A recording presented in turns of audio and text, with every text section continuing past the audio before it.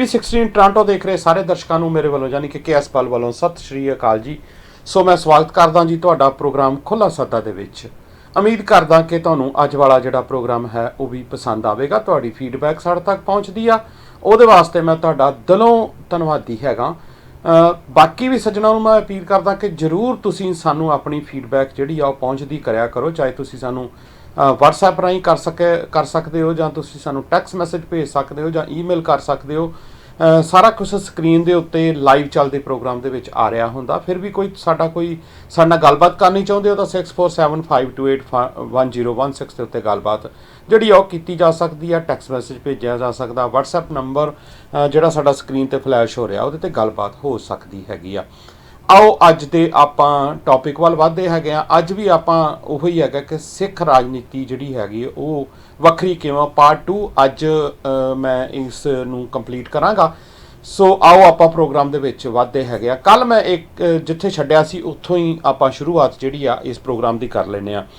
ਸੋ ਕੱਲ ਪ੍ਰੋਗਰਾਮ ਜਿੱਥੇ ਸਮਾਪਤ ਹੋਇਆ ਸੀ ਉੱਥੋਂ ਗੱਲ ਕੀਤੀ ਸੀ ਸਰਬੱਤ ਦੇ ਭਲੇ ਦੀ। ਸੋ ਸਰਬੱਤ ਦਾ ਭਲੇ ਦਾ ਜਿਹੜਾ ਕਨਸੈਪਟ ਹੈਗਾ, ਜਾਂ ਸਰਬੱਤ ਦੇ ਭਲੇ ਦੀ ਗੱਲ ਅਸੀਂ ਕਰਦੇ ਹੈਗੇ ਆ, ਸਿੱਖੀ ਦੇ ਤੌਰ ਦੇ ਉੱਤੇ ਗੱਲ ਕਰਦੇ ਆ। ਤੇ ਕੱਲ ਜਿਸ ਤਰ੍ਹਾਂ ਮੈਂ ਗੱਲ ਕੀਤੀ ਸੀਗੀ ਕਿ ਸਰਬੱਤ ਦੇ ਭਲੇ ਦੇ ਵਿੱਚ ਸਾਰਾ ਕੁਛ ਹੀ ਆ ਜਾਂਦਾ। ਸਾਰਾ ਕੁਛ ਜਿਹੜਾ ਕੋਈ ਮਨੁੱਖ ਹੈਗਾ, ਮਨੁੱਖਤਾ ਦੇ ਸਰਬੱਤ ਦੇ ਭਲੇ ਦੀ ਗੱਲ ਇਕੱਲੀ ਜਿਹੜਾ ਹੈ ਉਹ ਸਿੱਖ ਨਹੀਂ ਕਰਦਾ। ਉਹਦੇ ਵਿੱਚ ਸਾਰਾ ਕੁਛ ਜੋ ਵੀ ਇਸ ਧਰਤੀ ਦੇ ਉੱਤੇ ਪਿਆ ਹੈਗਾ ਉਹਦੇ ਵਿੱਚ, ਚਾਹੇ ਸਾਡੀ ਕੁਦਰਤ ਰੂਪ ਦੇ ਵਿੱਚ ਕੋਈ ਵੀ ਚੀਜ਼ ਪਈ ਹੋਈ ਆ, ਇਨਸਾਨ ਆ, ਪੰਛੀ ਆ, ਪਸ਼ੂ ਨੇ, ਜਿਸ ਤਰ੍ਹਾਂ ਦਾ ਵੀ ਕੋਈ, ਚਾਹੇ ਉਹ 84 ਲੱਖ ਜੂਨ ਦੀ ਗੱਲ ਕੀਤੀ ਗਈ ਆ, ਕੋਈ ਪਾਣੀ 'ਚ ਵਸਦਾ, ਕੋਈ ਕੁਛ ਵਸਦਾ ਹੈਗਾ, ਇਹ ਸਾਰਾ ਕੁਝ ਸਰਬੱਤ ਦੇ ਭਲੇ ਦੇ ਵਿੱਚ ਸਮੇਟਿਆ ਹੋਇਆ ਹੈਗਾ।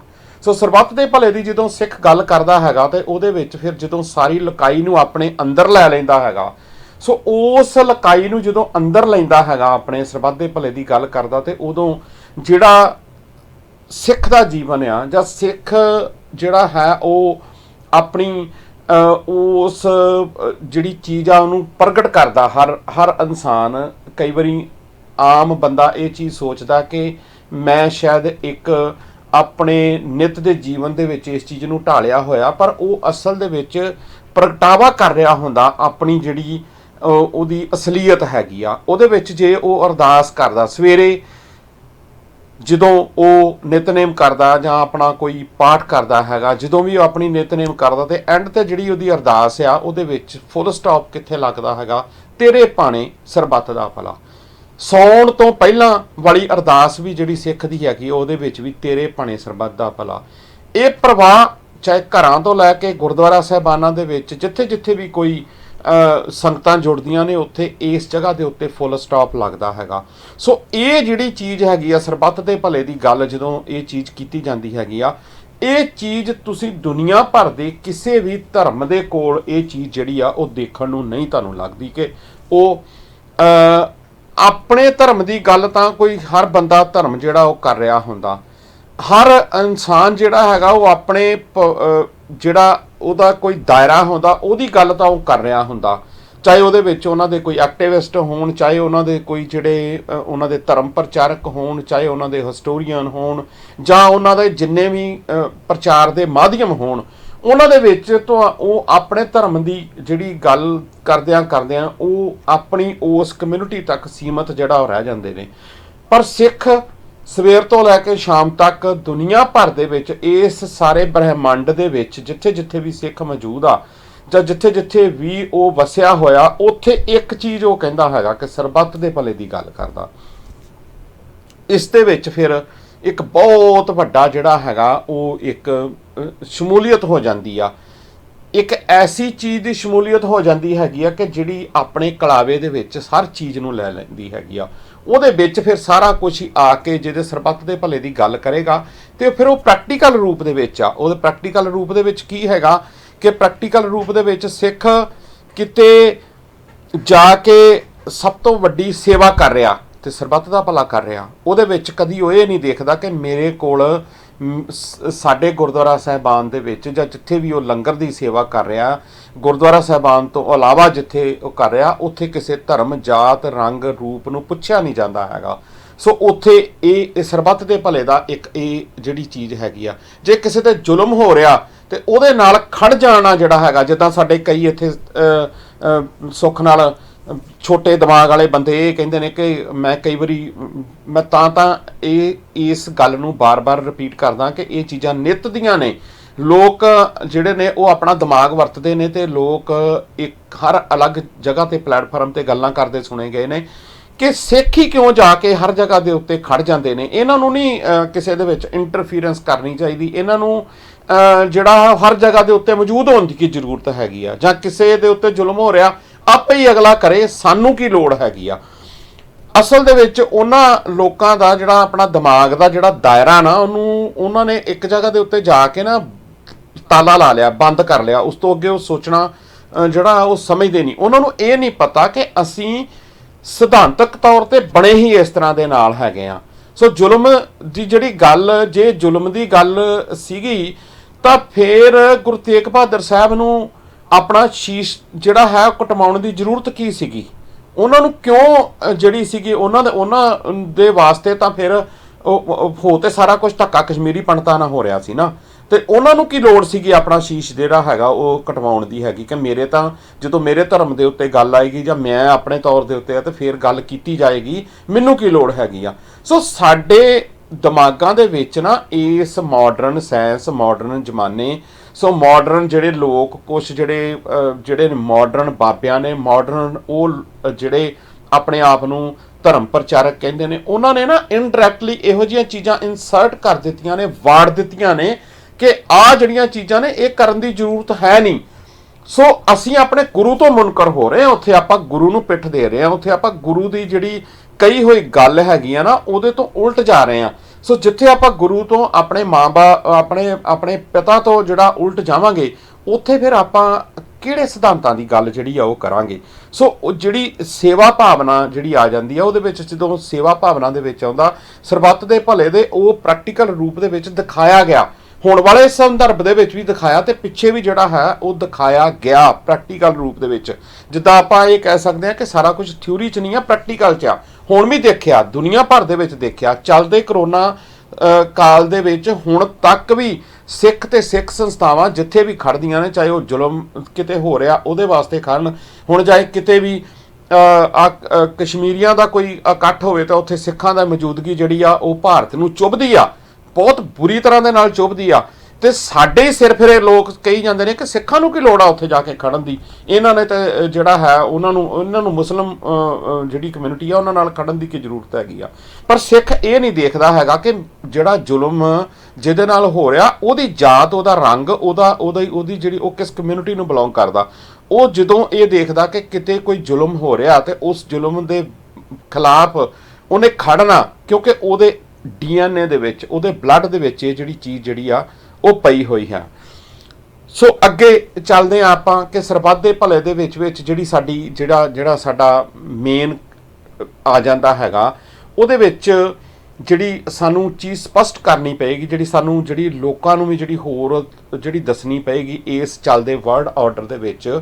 ਵਰਲਡ ਆਰਡਰ ਦੇ ਵਿੱਚ ਜੇ ਇੱਕ ਜਿਹੜੀ ਹੈ ਉਹ ਮੈਂ ਤੁਹਾਨੂੰ ਅੱਗੇ ਜਾ ਕੇ ਜਿਹੜਾ ਹੈ ਉਹ ਜਿਹੜਾ ਜ਼ਿਕਰ ਕਰਾਂਗਾ ਉਸ ਦਾ, ਕਿ ਇਸ ਜਿਹੜਾ ਇਸ ਟਾਈਮ ਦੇ ਉੱਤੇ ਵਰਲਡ ਆਰਡਰ ਦਾ ਜਿਹੜਾ ਪੋਲੀਟੀਕਲ ਸਟਰਕਚਰ ਹੈਗਾ ਨਾ, ਉਹਦੀਆਂ ਸਾਰੀਆਂ ਤੈਅ ਜਿਹੜੀਆਂ ਨੇ ਮੌਕੇ ਅਨੁਸਾਰ ਬਹੁਤ ਸਾਰੇ ਆਥਰ ਜਿਹੜੇ ਨੇ ਉਹ ਖੋਲਦੇ ਹੈਗੇ ਨੇ। ਉਹਦੇ ਵਿੱਚ ਮਿਸ਼ੇਲ ਫੋਕੋ ਦੀ ਤੁਸੀਂ ਗੱਲ ਕਰ ਸਕਦੇ ਹੈਗੇ ਹੋ, ਦੂਜੇ ਆਥਰ ਹੈਗੇ ਨੇ ਫ੍ਰਾਂਸਿਸ ਫੋਕੋਜਾਮਾ। ਇਹਨਾਂ ਨੇ ਵਰਲਡ ਜਿਹੜਾ ਆਰਡਰ ਹੈਗਾ ਇਹਦੀ ਬੜੀ ਡਿਟੇਲ ਦਿੱਤੀ ਹੈਗੀ ਆ ਕਿ ਕੀ ਕੁਛ ਸਟੇਟ ਜਿਹੜੀ ਹੈਗੀ ਆ ਜਿਹੜੀ ਉਹ ਕਰਦੀ ਹੈਗੀ ਆ। ਜਿੱਦਾਂ ਜਿਹੜੀ ਇਹ ਸਟੇਟ ਹੈਗੀ ਆ, ਇਹ ਪਾਵਰ ਦੇ ਵਿੱਚ ਜਿਹੜੀ ਆ ਉਹ ਕਿਵੇਂ ਆਉਂਦੀ ਹੈਗੀ ਆ, ਸਟੇਟ ਕਿੱਦਾਂ ਜਿਹੜੀ ਆ ਉਹ ਇਸ ਤਰ੍ਹਾਂ ਦੇ ਨਾਲ ਸ਼ਕਤੀਸ਼ਾਲੀ ਆਪਣੇ ਆਪ ਨੂੰ ਜਿਹੜੀ ਹੈ ਉਹ ਕਿੱਦਾਂ ਕਰਦੀ ਹੈਗੀ ਆ, ਉਹਦੇ ਪਿੱਛੇ ਕਿਸ ਤਰ੍ਹਾਂ ਦੇ ਨਾਲ ਜਿਹੜਾ ਹੈ ਕਿਹੜੀ ਚੀਜ਼ ਖੜੀ ਹੁੰਦੀ ਆ।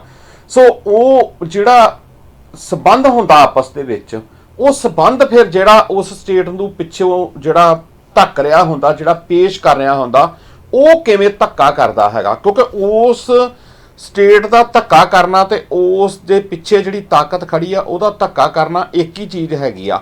ਸੋ ਉਹ ਧੱਕਾ ਕਰਨਾ ਤੇ ਕਰਵਾਉਣ ਵਾਲਾ ਜਿਹੜਾ ਹੈਗਾ ਉਹ ਬਿਹਾਈਂਡ ਦਾ ਕਰਟਨ, ਪਰਦੇ ਦੇ ਪਿੱਛੇ ਉਹ ਸਾਰੇ ਇਕੱਠੇ ਹੈਗੇ ਨੇ। ਸੋ ਉਹਦੇ ਵਿੱਚ ਉਹ ਕਦੀ ਵੀ ਮਨੁੱਖਤਾ ਦੇ ਭਲੇ ਦੀ ਗੱਲ ਜਿਹੜੀ ਆ ਉਹ ਨਹੀਂ ਸੋਚਦੀ, ਪਰ ਸਿੱਖ ਰਾਜਨੀਤੀ ਜਿਹੜੀ ਹੈਗੀ ਆ ਉਹਦਾ ਸਿੱਧਾ ਸਿੱਧਾ ਸੰਬੰਧ ਜਿਹੜਾ ਹੈਗਾ ਉਹ ਇਸ ਸਰਬੱਤ ਦੇ ਭਲੇ ਦੇ ਵਿੱਚ, ਜਿੱਦਾਂ ਮੈਂ ਗੱਲ ਕੀਤੀ ਹੈ ਕਿ ਕੁਦਰਤ ਦੇ ਨਾਲ ਸਿੱਧਾ ਸਿੱਧਾ ਸੰਬੰਧ ਜਿਹੜਾ ਹੈਗਾ ਉਹ ਸਿੱਖ ਰਾਜਨੀਤੀ ਦਾ ਜਿਹੜਾ ਹੈਗਾ ਉਹ ਪਿਆ ਹੈਗਾ। ਕਿਉਂਕਿ ਸਾਡੇ ਕੋਲ ਇੱਕ ਬਹੁਤ ਜ਼ਿਆਦਾ ਜਿਹੜੀਆਂ ਮੈਂ ਪਹਿਲਾਂ ਗੱਲ ਕੀਤੀ ਕਿ ਜਿਹੜੀ ਸਿੱਖ ਰਾਜਨੀਤੀ ਆ ਉਹ ਸ਼ੁਰੂ ਜਿਹੜੀ ਆ ਉਹ ਗੁਰੂ ਗ੍ਰੰਥ ਸਾਹਿਬ ਤੋਂ ਹੁੰਦੀ ਆ। ਸੋ ਜਿੱਥੇ ਗੱਲ ਕੀਤੀ ਆ ਬਲਿਹਾਰੀ ਕੁਦਰਤ ਵਸਿਆ ਦੀ ਗੱਲ ਕੀਤੀ ਹੈਗੀ ਆ, ਉੱਥੇ ਫਿਰ ਸਿੱਧਾ ਸੰਬੰਧ ਜਿਹੜਾ ਸਿੱਖ ਰਾਜਨੀਤੀ ਦਾ ਉਹ ਕੁਦਰਤ ਦੇ ਨਾਲ ਹੋ ਜਾਂਦਾ, ਨੈਚੁਰਲ ਰਿਸੋਰਸਿਸ ਦੇ ਨਾਲ ਹੁੰਦਾ, ਨੇਚਰ ਦੇ ਨਾਲ ਹੋ ਜਾਂਦਾ। ਸੋ ਨੇਚਰ ਦਾ ਜਿਹੜਾ ਪ੍ਰਮਾਤਮਾ ਨੇ ਜੋ ਇਸ ਕੁਦਰਤ ਨੂੰ ਪੈਦਾ ਕੀਤਾ, ਧਰਤੀ ਦੇ ਉੱਤੇ ਪੈਦਾ ਕੀਤੀਆਂ, ਗੈਸ ਕੀਤੀ, ਪਾਣੀ ਕੀਤਾ, ਬਾਕੀ ਬਹੁਤ ਕੁਝ ਹੋਰ ਰਸਾਇਣਿਕ ਪਦਾਰਥ ਪੈਦਾ ਕੀਤੇ, ਤੇ ਜਿਹੜੀ ਸਟੇਟ ਹੈਗੀ ਆ, ਜਿਹੜੀ ਅੱਜ ਦਾ ਵਰਲਡ ਆਰਡਰ ਹੈਗਾ, ਜਾਂ ਜਿਹੜੀ ਸਟੇਟ ਸਾਨੂੰ ਦਿਖਦੀ ਆ, ਚਾਹੇ ਉਹ ਸਾਨੂੰ ਡੈਮੋਕ੍ਰੇਸੀ ਦੇ ਰੂਪ ਦੇ ਵਿੱਚ ਦਿਖਦੀ ਹੋਵੇ ਜਾਂ ਸਾਨੂੰ ਦਿਖਦੀ ਹੋਵੇ ਕਿਸੇ ਇੰਡੀਵਿਜੂਅਲ ਰੂਪ ਦੇ ਵਿੱਚ, ਕੋਈ ਹੋਰ ਪੱਖ ਦੇ ਨਾਲ ਕਿਤੇ ਰਾਜ ਜਿਹੜਾ ਹੋ ਰਿਹਾ, ਯਾਨੀ ਕਿ ਜਿੱਦਾਂ ਕਿ 113 ਜਿਹੜੇ ਦੇਸ਼ ਨੇ ਜੇ ਉਹ ਡੈਮੋਕ੍ਰੇਸੀ ਦੇ ਰੂਪ ਦੇ ਵਿੱਚ ਖੜੇ ਨੇ, ਤੇ ਉਹਨਾਂ ਨੇ ਸਾਰੀ ਸਟੇਟਾਂ ਨੇ ਤਾਂ ਜਿਹੜੀਆਂ ਬਾਕੀ ਜਿਹੜੇ ਦੇਸ਼ ਨੇ ਜਿੱਥੇ ਇੰਡੀਵਿਜੂਅਲ ਤੌਰ ਦੇ ਉੱਤੇ 1 2 4 ਜਿਹੜੇ ਖੜੇ ਹੋਏ, ਉਹਨਾਂ ਦੀ ਆਪਾਂ ਅੱਗੇ ਜਾ ਕੇ ਗੱਲ ਕਰਾਂਗੇ। ਉਹ ਸਾਰੀਆਂ ਸਟੇਟਾਂ ਜਿਹੜੀਆਂ ਨੇ ਉਹ ਕੀ ਕਰਦੀਆਂ ਹੈਗੀਆਂ ਨੇ, ਉਹ ਆਪਣੀ ਤਾਕਤ ਜਿਹੜੀ ਹੈਗੀ ਆ, ਆਪਣੀ ਤਾਕਤ ਅਨੁਸਾਰ ਜਦੋਂ ਉਹ ਆਪਣੀ ਨੇਸ਼ਨ ਨੂੰ ਬਿਲਡ ਕਰ ਲੈਂਦੀਆਂ ਨੇ, ਤੇ ਉਹਦੇ ਪਿੱਛੇ ਜਿਹੜੀ ਤਾਕਤ ਕੈਪੀਟਲਿਜ਼ਮ ਦੀ ਖੜੀ ਹੁੰਦੀ ਹੈਗੀ ਆ, ਉਹ ਸਾਰੇ ਅਧਿਕਾਰ ਉਸ ਕੈਪੀਟਲਾਈਜ਼ਡ ਬੰਦਿਆਂ ਕੋਲ ਚਲੇ ਜਾਂਦੇ ਨੇ ਉਸ ਸਰਕਾਰ ਦੇ ਰਾਹੀਂ, ਕਿ ਉਹ ਕੁਦਰਤ ਦੀ ਜਿਹੜੀ ਲੁੱਟ ਆ ਉਹ ਰੱਜ ਕੇ ਕਰ ਸਕਦੇ ਹੈਗੇ ਨੇ। ਹਰ ਤਰੀਕੇ ਦੇ ਨਾਲ ਉਹ ਕੁਦਰਤ ਦੀ ਜਿਹੜੀ ਲੁੱਟ ਕਰਦੇ ਹੈਗੇ ਨੇ। ਉਹਦੇ ਤੇ ਅਧਿਕਾਰ ਤਾਂ ਮਨੁੱਖਤਾ ਦਾ ਅਧਿਕਾਰ ਹੈਗਾ, ਪਰ ਕੁਝ ਕੁ ਬੰਦੇ ਜਿਹੜੇ ਨੇ ਉਸ ਕੁਦਰਤ ਦੇ ਜਿਹੜੇ ਨੈਚੁਰਲ ਰਿਸੋਰਸਿਸ ਨੇ, ਚਾਹੇ ਉਹ ਹਵਾ ਹੈ ਜਾਂ ਪਾਣੀ ਆ ਜਾਂ ਹੋਰ ਨੈਚੁਰਲ ਰਿਸੋਰਸਿਸ ਨੇ, ਉਹਨਾਂ ਦੇ ਉੱਤੇ ਕਾਬਜ ਹੋ ਜਾਂਦੇ ਨੇ, ਤੇ ਉਹ ਚੀਜ਼ ਜਿਹੜੀ ਆ ਉਹ ਜਿਹੜੇ ਨੈਚੁਰਲ ਰਿਸੋਰਸਿਸ ਸੀਗੇ ਜਿਸ ਤੇ ਮਨੁੱਖ ਦਾ ਅਸਲ ਦੇ ਵਿੱਚ ਸਿੱਧਾ ਸਿੱਧਾ ਹੱਕ ਹੈਗਾ, ਤੇ ਉਹਦੇ ਵਿੱਚ ਉਹ ਲੁੱਟ ਦਾ ਜਿਹੜਾ ਕੇਂਦਰ ਬਣਦਾ ਹੈਗਾ, ਉਹ ਲੁਟੇਰੇ ਜਿਹੜੇ ਨੇ ਉਹ ਉਸ ਕੁਦਰਤ ਨੂੰ ਲੁੱਟਦੇ ਨੇ ਆਪਣੇ ਤਰੀਕੇ ਦੇ ਨਾਲ। ਉਹਦੇ ਵਿੱਚ ਉਹ ਦੋ ਚੀਜ਼ਾਂ ਕਰਦੇ ਨੇ। ਉਸ ਚੀਜ਼ ਨੂੰ ਉਹ ਪਹਿਲਾਂ ਤਾਂ ਅਧਿਕਾਰ ਲੈ ਲੈਂਦੇ ਨੇ ਉਸ ਨੇਸ਼ਨ ਤੋਂ, ਉਸ ਜਿਹੜੀ ਉਹਨਾਂ ਨੇ ਬਿਲਟ ਕਰਕੇ ਦਿੱਤੀ ਆ, ਉਹਨਾਂ ਨੂੰ ਉਸ ਨੇਸ਼ਨ ਨੂੰ ਬਿਲਟ ਕਰਕੇ ਦਿੱਤਾ, ਉਹਦੇ ਕੋਲ ਅਧਿਕਾਰ ਲੈ ਲੈਂਦੇ ਨੇ ਕਿ ਇਹ ਇਸ ਦੇ ਉੱਤੇ ਸਾਡਾ ਜਿਹੜਾ ਅਧਿਕਾਰ ਹੈਗਾ। ਜਿੱਦਾਂ ਐਗਜ਼ਾਮਪਲ ਦਿੱਤੀ ਜਾ ਸਕਦੀ ਹੈਗੀ ਆ ਕਿ ਜਦੋਂ ਤਕਰੀਬਨ FDI ਜਿਹੜੀ ਹੈਗੀ ਆ, ਜਿਹੜੀ ਜਦੋਂ ਇੰਡੀਆ ਦੇ ਵਿੱਚ ਆਈ, ਤਾਂ ਅਮਰੀਕਾ ਦਾ ਜਿਹੜਾ ਬਹੁਤ ਸਾਰਾ ਜਿਹੜਾ ਮਿਲੀਅਨਸ ਆਫ ਡਾਲਰ ਜਿਹੜੀ ਇਨਵੈਸਟਮੈਂਟ ਸੀਗੀ, ਜਿਹੜੀ ਹੈਗੀ ਫੋਰਨ ਡਾਇਰੈਕਟ ਇਨਵੈਸਟਮੈਂਟ ਜਿਹੜੀ ਆ, ਉਹ ਉੱਥੇ FDI ਨੂੰ ਲਿਆਉਣ ਵਾਸਤੇ ਬਿਲੀਅਨਸ ਆਫ ਡਾਲਰ ਜਿਹੜੇ ਨੇ ਉਹਦੇ ਵਿੱਚ ਉਹ ਖਰਚੇ ਗਏ। ਸੋ ਉਹਦਾ ਕਾਰਨ ਕੀ ਸੀਗਾ ਕਿ ਉਹਨਾਂ ਨੂੰ ਫੋਰਨ ਡਾਇਰੈਕਟ ਇਨਵੈਸਟਮੈਂਟ ਜਿਹੜੀ ਆ ਉਹ ਕਿਉਂ ਕੀਤੀ ਗਈ, ਕਿ ਸਿੱਧਾ ਅਧਿਕਾਰ ਜਿਹੜੇ ਕੈਪੀਟਲਾਈਜ਼ਡ ਲੋਕ ਜਿਹੜੇ ਅਮਰੀਕਾ ਦੇ ਵਿੱਚ ਬੈਠੇ ਹੈਗੇ ਨੇ, ਉਹ ਡਾਇਰੈਕਟਲੀ ਜਿਹੜੀ ਆ ਆਪਣੇ ਤਰੀਕੇ ਦੇ ਨਾਲ ਉੱਥੇ ਕਾਰੋਬਾਰ ਜਿਹੜਾ ਉਹ ਕਰ ਸਕਣ, ਚਾਹੇ ਉੱਥੇ ਫਿਰ ਉਹਨਾਂ ਦੀ ਉਹ ਨੇਚਰ ਨਾਲ ਖਿਲਵਾੜ ਕਰ ਦੇਣ, ਕੁਛ ਕਰ ਦੇਣ। ਉਹ ਸਰਕਾਰ ਨੇ ਜਿਹੜਾ ਹੈਗਾ ਉਹ ਆਪਣੇ ਹੱਥ ਦੇ ਵਿੱਚ ਹੱਥ ਵੱਢ ਕੇ ਜਿਹੜੇ ਉਹਨਾਂ ਨੂੰ ਫੜਾ ਦਿੱਤੇ ਹੁੰਦੇ ਨੇ। ਸੋ ਇਸ ਤਰ੍ਹਾਂ ਦੇ ਨਾਲ ਹੀ ਜਿੱਦਾਂ ਜਦੋਂ ਮੋਦੀ 2014 ਦੇ ਵਿੱਚ ਆਇਆ, ਤੇ ਹੁਣ ਤੇ ਸਾਰਾ ਕੁਝ ਖੁੱਲ ਗਿਆ ਕਿ ਜਦੋਂ ਅਬਾਨੀਆਂ ਨੇ ਸ਼ੁਰੂਆਤ ਦੇ ਵਿੱਚ ਇਸ ਸਰਕਾਰ ਦੇ ਉੱਤੇ ਤਕਰੀਬਨ ਜਦੋਂ ਉਦੋਂ ਦੱਸਦੇ ਸੀ ਵੀ 30,000 ਕਰੋੜ ਰੁਪਈਆ ਜਿਹੜਾ ਉਹ ਖਰਚ ਕੀਤਾ ਅਬਾਨੀ ਨੇ, ਤੇ ਸਾਰੀ ਟੈਲੀਕਮਿਊਨੀਕੇਸ਼ਨ ਚੁੱਕ ਕੇ ਜਿਹੜੀ ਆ ਉਹ ਅਬਾਨੀ ਨੂੰ ਜਿਹੜੀ ਹੈਗੀ ਆ ਉਹ ਦੇ ਦਿੱਤੀ ਗਈ, ਕਿ ਜਿਹੜਾ ਦੂਰ ਸੰਚਾਰ ਦਾ ਜਿੰਨਾ ਵਿਭਾਗ ਹੈਗਾ, ਜਿਹਦੇ ਵਿੱਚ ਅੱਜ ਜੀਓ ਸਿਮ ਤੇ ਹੋਰ ਜਿੰਨਾ ਵੀ ਜੋ ਵੀ ਕੁਝ ਦਿੱਤਾ ਗਿਆ, ਉਹਦੇ ਵਿੱਚ ਕੀ ਸੀਗਾ ਕਿ ਹੁਣ ਉਹਨਾਂ ਨੇ ਸਾਰੀ ਟੈਲੀਕਮਿਊਨੀਕੇਸ਼ਨ ਦੇ ਉੱਤੇ ਕੰਟਰੋਲ ਉਸ ਦਾ ਹੈਗਾ। ਸਾਰਾ ਕੁਝ ਉਹ ਕੰਟਰੋਲ ਜਿਹੜਾ ਹੈ ਆਪਣੇ ਦੇ ਵਿੱਚ ਹੈ, ਕਿਉਂਕਿ ਉਹਨਾਂ ਨੇ ਪੈਸਾ ਜਿਹੜੇ ਕੈਪੀਟਲਾਈਜ਼ਡ ਲੋਕ ਨੇ, ਇਹ ਸਾਰਾ ਇਨਵੈਸਟਮੈਂਟ ਜਿਹੜੀ ਆ ਉਹ ਕਰਦੇ ਨੇ। ਸੋ ਪਿੱਛੇ ਰਾਜ ਫਿਰ ਕਿਸ ਚੀਜ਼ ਦਾ ਚੱਲ ਰਿਹਾ ਹੁੰਦਾ? ਰਾਜ ਤਾਂ ਉਹ ਕੈਪੀਟਲਾਈਜ਼ਡ ਲੋਕ ਕਰਦੇ ਨੇ ਨਾ। ਅਧਿਕਾਰ ਉਹਨਾਂ ਕੋਲ ਉਹ ਲਿਖਵਾ ਲੈਂਦੇ ਨੇ, ਉਹਨਾਂ ਨੂੰ ਆਪਣੇ ਵਰਗੇ ਬੰਦਿਆਂ ਦੀ ਸਰਕਾਰ ਜਿਹੜੀ ਉੱਥੇ ਪੈਦਾ ਕਰ ਦਿੱਤੀ ਜਾਂਦੀ ਆ। ਤੇ ਅਸੀਂ ਸੋਚਦੇ ਆ, ਮਨੁੱਖ ਇੱਕ ਆਮ, ਚਾਹੇ ਉਹ ਡੈਮੋਕ੍ਰੇਸੀ ਦੇ ਰੂਪ ਦੇ ਵਿੱਚ ਇਹ ਸੋਚ ਰਿਹਾ ਹੁੰਦਾ, ਬਹੁਤੇ ਲੋਕ ਇਹੀ ਛਾਤੀ ਚੌੜੀ ਕਰਦੇ ਨੇ ਨਾ ਕਿ ਡੈਮੋਕ੍ਰੇਸੀ ਆ, ਅਸੀਂ ਸਰਕਾਰ ਚੁਣਾਂਗੇ ਤਾਂ ਆਹ ਬਦਲਾਵ ਆ ਜਾਏਗਾ। ਅਸੀਂ ਸਟੇਟ ਦਾ ਮੁੱਖ ਮੰਤਰੀ ਬਣਾ ਦਿਆਂਗੇ ਤਾਂ ਸਾਡਾ ਇਹ ਬਦਲਾਅ ਆ ਜਾਏਗਾ, ਅਸੀਂ ਪ੍ਰਾਈਮ ਮਿਨਿਸਟਰ ਬਦਲ ਦਿਆਂਗੇ ਤੇ ਜਿਹੜਾ ਆ ਜਾਏਗਾ।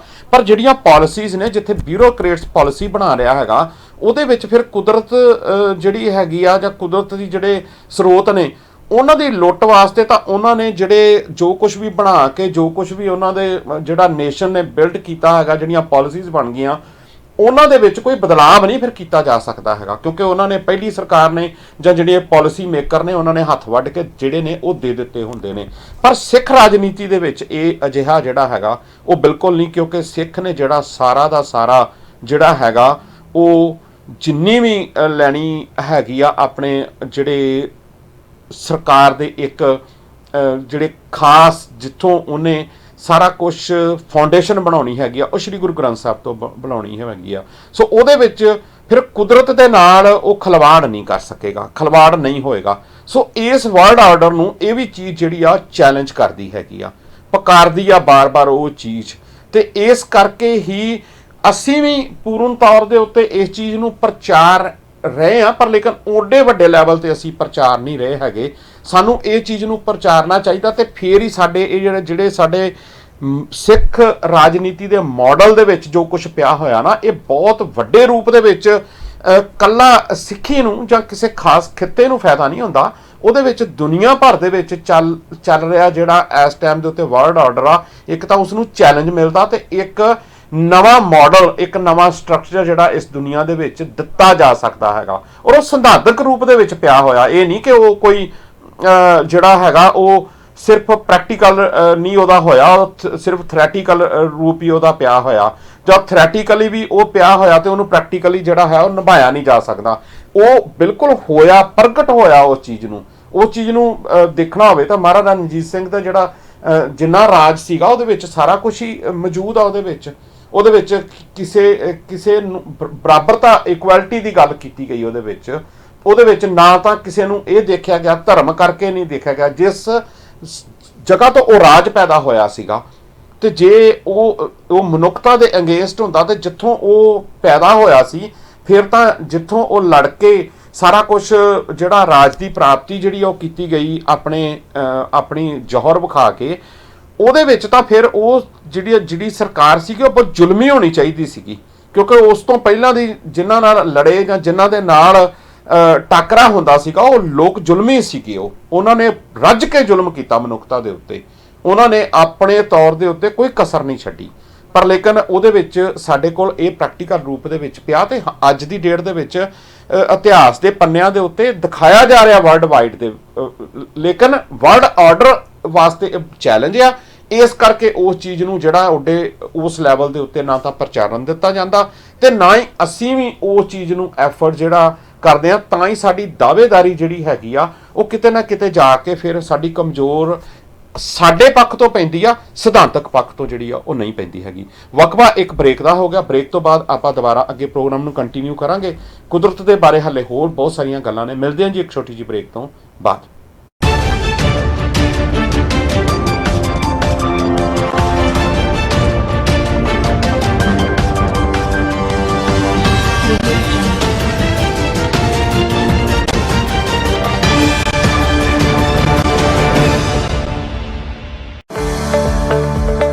वक्त बदल चुका है ते वक्त दे नाल बदल चुके ने एंटरटेनमेंट दे साधन भी। हुण केबल, सैटेलाइट या IPTV बॉक्स दी कोई जरूरत नहीं। अपना स्मार्टफोन चुको अते ऐप स्टोर या गूगल प्ले स्टोर तो आज ही डाउनलोड करो ईबाबा एंटरटेनमेंट ऐप। कास्ट डोंगल दी मदद नाल तुसी अपने पसंदीदा टीवी चैनल्स या मूवीज अपने टीवी ते भी देख सकदे हो अते ड्राइव करदे वेले ब्लूटूथ नाल रेडियो भी सुन सकदे हो। ईबाबा एंटरटेनमेंट ऐप एंड्रॉयड टीवी अते set top box Google play store ते उपलब्ध हैं। सो जल्दी तो जल्दी खुद भी ये ऐप डाउनलोड करो अते अपने फैमिली फ्रेंड्स नाल भी ये जानकारी शेयर करो। ईबाबा एंटरटेनमेंट ऐप।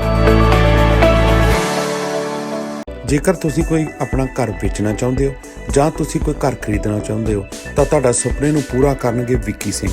ਸੋ ਵਿੱਕੀ ਸਿੰਘ ਹੋਣਾ ਨਾਲ ਤੁਸੀਂ ਬੈਠੋ, ਉਹਨਾਂ ਨਾਲ ਇੱਕ ਮੀਟਿੰਗ ਕਰੋ, ਤੁਹਾਡੇ ਘਰ ਦੇ ਵਧੀਆ ਡਾਲਰ ਦਵਾ ਸਕਦੇ ਨੇ। ਅਗਰ ਤੁਸੀਂ ਕੋਈ ਫਸਟ ਟਾਈਮ ਬਾਇਰ ਹੋ, ਤੁਸੀਂ ਵਧੀਆ ਪ੍ਰੋਪਰਟੀ ਲੱਭ ਰਹੇ ਹੋ, ਤੇ ਉਹਨਾਂ ਨਾਲ ਬੈਠ ਕੇ ਮੀਟਿੰਗ ਕਰੋ, ਤੁਹਾਡੇ ਬਜਟ ਦੇ ਅਕੋਰਡਿੰਗ ਟੂ ਤੁਹਾਨੂੰ ਵਧੀਆ ਘਰ ਦਿਵਾਉਣਗੇ। ਸੋ ਤੁਹਾਡੇ ਸੁਪਨਿਆਂ ਨੂੰ ਸਾਕਾਰ ਕਰ ਸਕਦੇ ਨੇ। ਉਹਨਾਂ ਦਾ ਕੰਟੈਕਟ ਨੰਬਰ ਹੈਗਾ 3659990709 ਦੇ ਉੱਤੇ, 365 999 0709 ਦੇ ਉੱਤੇ ਤੁਸੀਂ ਸੰਪਰਕ ਕਰ ਸਕਦੇ ਹੋ। ਰਾਇਲੇ ਪੇਜ ਨਾਲ ਕੰਮ ਕਰਦੇ ਨੇ, ਬੈਠ ਕੇ ਮੀਟਿੰਗ ਕਰੋ। ਅਗਰ ਕੋਈ ਇਨਵੈਸਟਮੈਂਟ ਪ੍ਰਾਪਰਟੀ ਵੀ ਲੱਭ ਰਹੇ ਹੋ ਤਾਂ ਵੀ ਤੁਹਾਡੀ ਜਿਹੜੀ ਹੈ ਉਸ ਲੋੜ ਨੂੰ ਪੂਰਾ ਕੀਤਾ ਜਾ ਸਕਦਾ ਹੈਗਾ। ਸੋ ਸੰਪਰਕ ਕਰੋ ਉਹਨਾਂ ਦੇ ਨਾਲ। ਉਹਨਾਂ ਦਾ ਫੋਨ ਨੰਬਰ ਅਗੇਨ 3659990709 ਦੇ ਉੱਤੇ।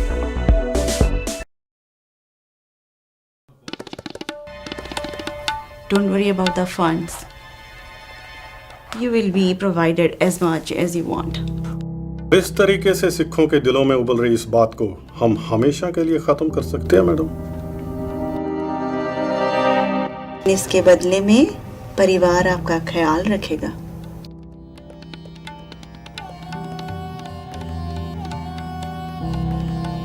So we now need to find a corrupt Jat Sikh officer for the operation. Yes, we have to. Exactly. Now we can use white phosphorus.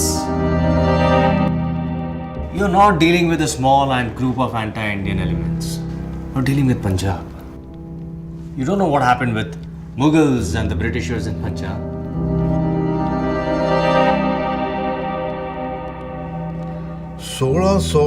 ਦੇ ਵਿੱਚ ਇਨਕਲਾਬ ਉੱਥੋਂ ਹੀ ਸ਼ੁਰੂ ਹੋਇਆ ਸੀ। ਪਰ ਇੱਧਰ ਦੇਖ ਲਓ, ਪੰਜਾਬ 'ਚ ਉਸੇ ਇਨਕਲਾਬ ਨੇ ਸਾਡੀਆਂ ਜੜ੍ਹਾਂ ਨਹੀਂ ਲੱਗਣ ਦਿੱਤੀਆਂ। फ़लस्तीनी मुक्ति मोर्चा और यासर अराफात की हमायत करना हमारी मजबूरी है।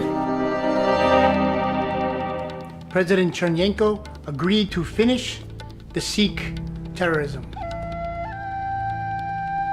ਇੱਕ ਵਾਰੀ ਨਾ ਜਾਪਾਨ ਅਮਰੀਕਾ ਤੇ ਹਾਵੀ ਹੋ ਗਿਆ ਸੀ।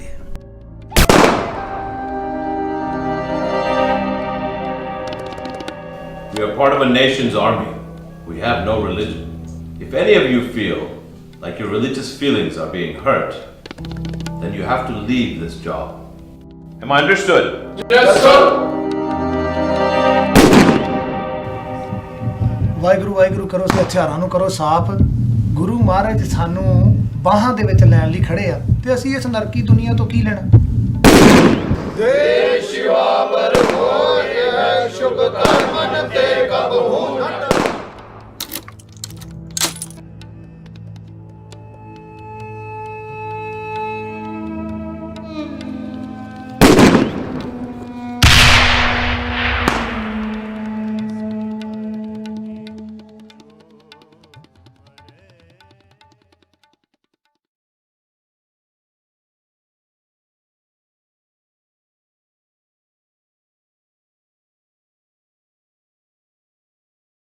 TV 16 टोरंटो देख रहे हैं दर्शकों को सत श्री अकाल।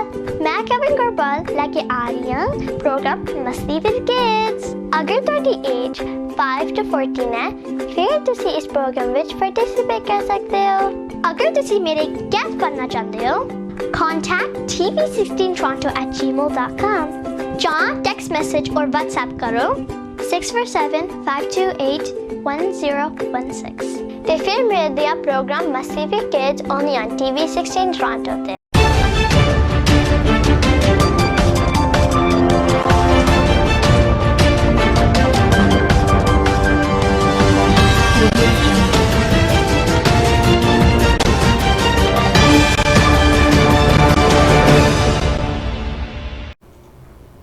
ਬ੍ਰੇਕ ਤੋਂ ਬਾਅਦ ਦਰਸ਼ਕੋ ਸਵਾਗਤ ਹੈ ਪ੍ਰੋਗਰਾਮ ਚਾਰੇ ਜੀ ਖੁੱਲਾ ਸਦਾ। ਉਮੀਦ ਕਰਦਾ ਕਿ ਤੁਹਾਨੂੰ ਪਸੰਦ ਆ ਰਿਹਾ ਹੋਵੇਗਾ। ਕੋਈ ਗੱਲਬਾਤ ਕਰਨੀ ਚਾਹੁੰਦੇ ਹੋ ਤਾਂ 905-872-5259 ਦੇ ਉੱਤੇ ਸਾਡੇ ਨਾਲ ਗੱਲਬਾਤ ਹੋ ਸਕਦੀ ਹੈਗੀ ਆ। ਸੋ ਆਓ ਆਪਾਂ ਅੱਗੇ ਪ੍ਰੋਗਰਾਮ ਦੇ ਵਿੱਚ ਵਧਦੇ ਹੈਗੇ ਆ। ਸੋ ਸਿੱਖ ਰਾਜਨੀਤੀ ਦੀ ਗੱਲ ਚੱਲਦੀ ਪਈ ਆ। ਸੋ ਸਿੱਖ ਰਾਜਨੀਤੀ ਦੇ ਜਿਹੜੇ ਆਪਾਂ ਮੁੱਖ ਜਿਹੜੀਆਂ ਵਿਸ਼ੇਸ਼ਤਾਵਾਂ ਨੇ, ਵੱਖਰੀ ਕਿਉਂ ਆ ਦੁਨੀਆ ਤੋਂ, ਇਸ ਚੱਲ ਰਹੇ ਵਰਲਡ ਆਰਡਰ ਤੋਂ ਅਸੀਂ ਅਲੱਗ ਇੱਕ ਸਟਰਕਚਰ, ਇੱਕ ਅਲੱਗ ਮਾਡਲ ਕਿਵੇਂ ਦੁਨੀਆ ਨੂੰ ਦੇ ਸਕਦੇ ਹੈਗੇ ਆ। ਉਹ ਇਕੱਲਾ ਮਾਡਲ ਜਿਹੜਾ ਹੈਗਾ ਉਹ ਇਕੱਲੇ ਪੰਜਾਬ ਵਾਸਤੇ ਜਾਂ ਸਾਡੇ ਸਿੱਖ ਰਾਜ ਵਾਸਤੇ ਨਹੀਂ ਆ। ਉਹ ਮਾਡਲ ਇਸ ਤਰ੍ਹਾਂ ਦਾ ਜਿਹੜਾ ਇਸ ਦੁਨੀਆ ਨੂੰ ਦਿੱਤਾ ਜਾ ਸਕਦਾ ਹੈਗਾ ਜਿਹਦੇ ਵਿੱਚ ਮਨੁੱਖਤਾ ਦੇ ਭਲੇ ਦੀ ਗੱਲ ਜਿਹੜੀ ਆ ਉਹ ਕੀਤੀ ਗਈ ਹੈਗੀ ਆ, ਤੇ ਉਹਨੂੰ ਅਸੀਂ ਪ੍ਰੈਕਟੀਕਲ ਰੂਪ ਦੇ ਵਿੱਚ ਜਿਹੜਾ ਹੈ ਉਹਦਾ ਪ੍ਰਗਟਾਵਾ ਜਿਹੜਾ ਉਹ ਕਰ ਸਕਦੇ ਹੈਗੇ ਆ ਸਿੱਖ ਰਾਜਨੀਤੀ ਦੇ ਤੌਰ ਦੇ ਉੱਤੇ। ਸੋ ਉਹਦੇ ਵਿੱਚ ਅੱਜ ਤੁਸੀਂ ਆਪਾਂ ਜੇ ਦੁਨੀਆ ਭਰ ਦੇ ਵਿੱਚ ਦੇਖਿਆ ਹੋਏਗਾ, ਸਾਡੇ ਇੱਥੇ ਕੈਨੇਡਾ ਦੇ ਵਿੱਚ ਵੀ ਹੁਣ ਇਲੈਕਸ਼ਨਸ ਨੇ, ਤਾਂ ਇੱਥੇ ਵੀ ਜਿਹੜੀ ਗੱਲ ਹੈ ਉਹ ਕਿਤੇ ਨਾ ਕਿਤੇ ਪਾਰਟੀਆਂ ਗੱਲ ਜਿਹੜੀਆਂ ਨੇ ਉਹ ਕਰਦੀਆਂ ਹੈਗੀਆਂ ਨੇ ਕਿ ਉਹ ਸਭ ਤੋਂ ਜ਼ਿਆਦਾ ਜਿਹੜਾ ਹੈ ਉਹ ਕੁਦਰਤ ਦੀ ਨੇਚਰ ਦੀ ਜਿਹੜੀ ਉਹ ਗੱਲ ਕਰਦੀਆਂ ਹੈਗੀਆਂ ਨੇ ਕਿ ਅਸੀਂ ਜਿਹੜਾ ਹੈਗਾ ਉਹ ਨੇਚਰ ਦੇ ਨਾਲ ਕੋਈ ਜਿਹੜਾ ਹੈ ਅਸੀਂ ਵਾਤਾਵਰਨ ਦੇ ਨਾਲ ਜਿਹੜੀ ਉਹ ਗੱਲਬਾਤ ਜਿਹੜੀ ਉਹ ਕੀਤੀ ਜਾਂਦੀ ਹੈਗੀ। ਵਾਤਾਵਰਨ ਨੂੰ ਕਿਵੇਂ ਸਾਡਾ ਇਹ ਪ੍ਰਭਾਵ ਹੋ ਸਕਦਾ, ਇਹ ਅਸੀਂ ਜਿਹੜੀਆਂ ਇਹੋ ਜਿਹੀਆਂ ਵੈਲਫੇਅਰ ਸਟੇਟ ਆਪਣੇ ਆਪ ਨੂੰ ਕਹਾਉਂਦੀਆਂ ਨੇ ਉਹ ਵੀ ਵਾਤਾਵਰਨ ਦੀ ਗੱਲ ਕਰਦੀਆਂ ਨੇ।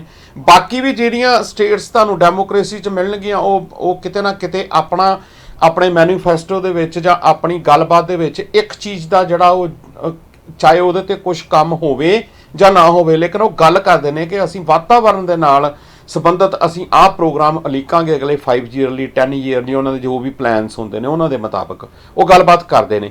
ਪਰ ਸਿੱਖ ਰਾਜਨੀਤੀ ਜਾਂ ਸਿੱਖ ਦਾ ਜਿਹੜਾ ਸਿੱਧਾ ਸੰਬੰਧ ਆ ਜਾਂ ਜਿੱਥੋਂ ਸਿਧਾਂਤ ਸਿੱਖ ਨੇ ਲੈਣਾ ਹੈਗਾ ਉਹਦਾ ਸਿੱਧਾ ਹੀ ਸੰਬੰਧ ਜਿਹੜਾ ਹੈਗਾ ਉਹ ਕੁਦਰਤ ਦੇ ਨਾਲ ਜੁੜਿਆ। ਜਿੱਦਾਂ ਮੈਂ ਪਹਿਲੇ ਭਾਗ ਦੇ ਵਿੱਚ ਵੀ ਗੱਲ ਕੀਤੀ ਹੈਗੀ ਆ ਕਿ ਬਲਿਹਾਰੀ ਕੁਦਰਤ ਵਸਿਆ ਦੇ ਜਿਹੜਾ ਸਾਡੇ ਕੋਲ ਇੱਕ ਮਾਡਲ ਜਿਹੜਾ ਤਿਆਰ ਹੋਇਆ ਪਿਆ ਬਿਲਕੁਲ। ਸੋ ਉਹਦੇ ਵਿੱਚ ਉਹ ਜਿਹੜੀ ਸਿੱਖ ਰਾਜਨੀਤੀ ਆ ਉਹ ਇਸ ਤੋਂ ਉਲਟ ਆ ਇਸ ਜਿਹੜਾ ਹੁਣ ਦੁਨੀਆ ਦੇ ਕਿ ਆਪਾਂ ਕੁਝ ਕੁ ਬੰਦਿਆਂ ਨੂੰ ਸਾਰੀ ਇਸ ਧਰਤੀ ਦੇ ਵਿੱਚ ਅਲੱਗ-ਅਲੱਗ ਮੁਲਕਾਂ ਦੇ ਵਿੱਚ ਆਪਣੀਆਂ ਸਰਕਾਰਾਂ ਨੂੰ ਜਿਹੜਾ ਹੈ ਉਹ ਪੈਦਾ ਕਰਨਾ, ਉਹਨਾਂ ਬੰਦਿਆਂ ਉਹਨਾਂ ਸਰਕਾਰਾਂ ਨੂੰ ਅੱਗੇ ਲੈ ਕੇ ਆਉਣਾ ਕਿ ਜਿਹੜੀਆਂ ਸਾਡੇ ਮੁਤਾਬਕ ਕੁਦਰਤੀ ਲੁੱਟ ਨੂੰ ਸਾਨੂੰ ਇਜਾਜ਼ਤ ਦਿੰਦੀਆਂ ਹੋਣ। ਸੋ ਉਹਦੇ ਉਲਟ ਸਿੱਖ ਰਾਜਨੀਤੀ ਜਿਹੜੀ ਆ ਉਹ ਖੜੀ ਹੈਗੀ ਆ। ਸਿੱਖ ਮਾਡਲ ਜਿਹੜਾ ਹੈਗਾ ਰਾਜਨੀਤੀ ਦਾ ਜਿਹੜਾ ਆ ਉਹ ਖੜਾ ਹੈਗਾ। ਪਰ ਜਿਹੜੀ ਇਹ ਜਿਹੜੀ ਕਰਦੇ ਹੈਗੇ ਨੇ ਉਹਦੇ ਵਿੱਚ ਜਾਂ ਜਿੱਦਾਂ ਵੀ ਇਹ ਮਾਡਲ ਜਿਹੜਾ ਹੈਗਾ ਉਹ ਚੱਲ ਰਿਹਾ ਇਸ ਟਾਈਮ ਦੇ ਜਿਹੜਾ ਵਰਲਡ ਆਰਡਰ ਜਿਹਦੇ ਵਿੱਚ WTO ਦੀ ਗੱਲ ਕੀਤੀ ਜਾਂਦੀ ਹੈਗੀ ਆ, ਜਾਂ ਆਪਾਂ ਇੱਥੋਂ ਤੱਕ ਵੀ ਕਹਿ ਲੈਂਦੇ ਹੈਗੇ ਆ ਕਿ ਜਿੱਥੇ ਆਪਾਂ ਨੂੰ UNO ਦਾ ਇੱਕ ਬੜਾ ਵੱਡਾ ਜਿਹੜਾ ਹੈਗਾ ਉਹ ਸਾਡੇ ਸਾਹਮਣੇ ਪਿਕਚਰ ਜਿਹੜੀ ਆ ਉਹ ਕਰ ਦਿੱਤੀ ਜਾਂਦੀ ਹੈਗੀ ਆ। ਪਰ ਜਦੋਂ ਤੁਸੀਂ ਇਹਨਾਂ ਨੂੰ ਪਿੱਛੋਂ ਜਾ ਕੇ ਦੇਖਦੇ ਹੈਗੇ ਹੋ ਤਾਂ ਇਹਦੇ ਪਿੱਛੇ ਕੌਣ ਬੈਠਾ, ਇਹਦੇ ਪਿੱਛੇ ਬਿਹਾਈਂਡ ਕਿਹੜੀਆਂ ਤਾਕਤਾਂ ਕੰਮ ਕਰ ਰਹੀਆਂ ਹੈਗੀਆਂ ਨੇ। ਤੁਸੀਂ UNO ਦੇ ਵਿੱਚ ਜੇ ਧਿਆਨ ਦੇ ਨਾਲ ਦੇਖਿਆ ਜਾਵੇ ਤਾਂ ਉਹਦੇ ਕੋਲ ਕੋਈ ਇਸ ਤਰ੍ਹਾਂ ਦੀ ਕੋਈ ਆਪਣੀ ਕੋਈ ਫੋਰਸ ਤਾਂ ਹੈ ਨਹੀਂ ਗੀ ਵੀ ਜਿਹੜੀ ਉਹ ਫੋਰਸਫੁਲੀ ਕਿਸੇ ਜਗ੍ਹਾ ਦੇ ਉੱਤੇ ਅਗਰ ਕੋਈ ਧੱਕਾ ਹੋ ਰਿਹਾ ਜਾਂ ਕੁਦਰਤੀ ਸਰੋਤਾਂ ਦੀ ਲੁੱਟ ਨੂੰ ਲੈ ਕੇ ਹੈ ਜਾਂ ਮਨੁੱਖਤਾ ਦੇ ਵਾਸਤੇ ਹੈ, ਉਹ ਇੱਕ ਸਟੇਟਮੈਂਟ ਜਾਂ ਕੁਛ ਕੁ ਜਿੱਥੇ ਚਾਹੁੰਦੀਆਂ ਨੇ ਵੱਡੀਆਂ ਤਾਕਤਾਂ ਉਹਦੇ ਮੁਤਾਬਕ ਉਹ ਥੋੜ੍ਹੀਆਂ ਬਹੁਤ ਪਾਬੰਦੀਆਂ ਲਾਉਣ ਦਾ ਜਿਹੜਾ ਆਪਣੀ ਤਾਕਤ ਰੱਖਦਾ, ਕਿਉਂਕਿ ਉਹਨਾਂ ਨੂੰ ਪਿੱਛੋਂ ਫੰਡਿੰਗ ਕਿੱਥੋਂ ਆ ਰਹੀ ਹੈਗੀ ਆ। ਗੱਲ ਇਹ ਵੀ ਬੜਾ ਵੱਡਾ ਸਵਾਲ ਹੈਗਾ। ਸੋ ਜਦੋਂ ਬਾਕੀ ਜਿਹੜਾ ਗਲਬਾ ਪਾਉਣ ਦੀ ਕੋਸ਼ਿਸ਼ ਕੀਤੀ ਜਾਈ ਆ, ਜਿਹੜੇ ਕੈਪੀਟਲਾਈਜ਼ ਲੋਕ ਨੇ ਉਹ ਕਿਵੇਂ ਆਪਣਾ ਗਲਬਾ ਪਾ ਕੇ ਜਿਹੜੀਆਂ ਸਟੇਟਾਂ ਨੇ ਉਹਨਾਂ ਨੂੰ ਪਾਵਰ 'ਚ ਲੈ ਰਹੀਆਂ ਹੈਗੀਆਂ ਨੇ। ਸੋ ਆਉਣ ਵਾਲੇ ਸਮੇਂ ਦੇ ਵਿੱਚ ਇਹ ਜਿੰਨੀਆਂ ਵੀ ਸਟੇਟਾਂ ਦੀਆਂ ਗੌਰਮੈਂਟਸ ਹੋਣਗੀਆਂ, ਚਾਹੇ ਜਿੱਥੇ ਕੋਈ ਪ੍ਰਾਈਮ ਮਿਨਿਸਟਰ ਵੀ ਹੋਣਗੇ, ਪ੍ਰੈਜ਼ੀਡੈਂਟ ਵੀ ਹੋਣਗੇ, ਉਹਨਾਂ ਦੇ ਹੱਥ ਕੋਈ ਬਹੁਤਾ ਕੁਛ ਉਹ ਰਹਿਣਾ ਨਹੀਂ। ਉਹ ਇੱਕ ਕਿਸਮ ਦੇ ਸਾਨੂੰ ਦਿਖਣਗੇ ਕਿ ਵੀ ਇਹ ਸਾਡੇ ਨੁਮਾਇੰਦੇ ਨੇ, ਪਰ ਉਹ ਨੁਮਾਇੰਦਗੀ ਕਰਨ ਦੇ ਕਾਬਲ ਹੀ ਨਹੀਂ ਹੈਗੇ। ਅਸਲ ਦੇ ਵਿੱਚ ਉਹਨਾਂ ਨੂੰ ਕਾਬਲ ਉਹਨਾਂ ਨੇ ਰਹਿਣ ਹੀ ਨਹੀਂ ਦੇਣਾ, ਰਹਿਣ ਦਿੱਤਾ ਵੀ ਨਹੀਂ, ਬਹੁਤ ਸਾਰੇ ਜਗ੍ਹਾ ਦੇ ਉੱਤੇ ਰਹਿਣ ਦਿੱਤਾ ਵੀ ਨਹੀਂ। ਅੱਜ ਵਾਲੇ ਸੰਦਰਭ ਦੇ ਵਿੱਚ ਆਪਾਂ ਗੱਲ ਕਰ ਲੈਂਦੇ ਹੈਗੇ ਆ। ਸੋ ਆਪਾਂ ਠੀਕ ਹੈ ਕਿ ਆਪਾਂ ਹੁਣ ਵਾਲੀ ਸਰਕਾਰ ਨੂੰ ਜੇ ਆਪਾਂ ਇਸ ਟਾਈਮ ਦੇ ਉੱਤੇ ਚੱਲ ਰਹੇ ਇੰਡੀਆ ਦੇ ਵਿੱਚ ਭਾਰਤ ਦੇ ਵਿੱਚ ਚੱਲ ਰਹੇ ਕਿਸਾਨੀ ਸੰਘਰਸ਼ ਨੂੰ ਦੇਖਦੇ ਹੈਗੇ ਆ। ਸੋ ਉੱਥੇ ਕੀ ਹੋ ਰਿਹਾ ਹੈਗਾ, ਉੱਥੇ ਵੀ ਤਾਂ ਅੱਜ ਇਹ ਗੱਲ ਕਰਨ ਦੀ ਜਿਹੜੀ ਹੈਗੀ ਆ ਉਹ ਠੀਕ ਆ ਕਿ ਮੌਜੂਦਾ ਜਿਹੜੀ ਸਰਕਾਰ ਹੁੰਦੀ ਆ ਉਹਨੂੰ ਜਿਹੜੀ ਆ ਰੱਜ ਕੇ ਉਹਦੇ ਤੇ ਗਾਲਾਂ ਕੱਢੀਆਂ ਜਾ ਰਹੀਆਂ ਹੁੰਦੀਆਂ ਨੇ, ਜਾਂ ਲੋਕਾਂ ਨੂੰ ਇਦਾਂ ਲੱਗਦਾ ਕਿ ਨਰਿੰਦਰ ਮੋਦੀ ਪ੍ਰਧਾਨ ਮੰਤਰੀ ਨੂੰ ਜਾਂ ਅਮਿਤ ਸ਼ਾਹ ਨੂੰ ਜਾਂ BJP ਨੂੰ ਅਸੀਂ ਪਾਸੇ ਕਰ ਦਿਆਂਗੇ ਤੇ ਸਾਡੇ ਮਸਲੇ ਬੜੇ ਹੱਲ ਹੋ ਸਕਦੇ ਹੈਗੇ ਆ।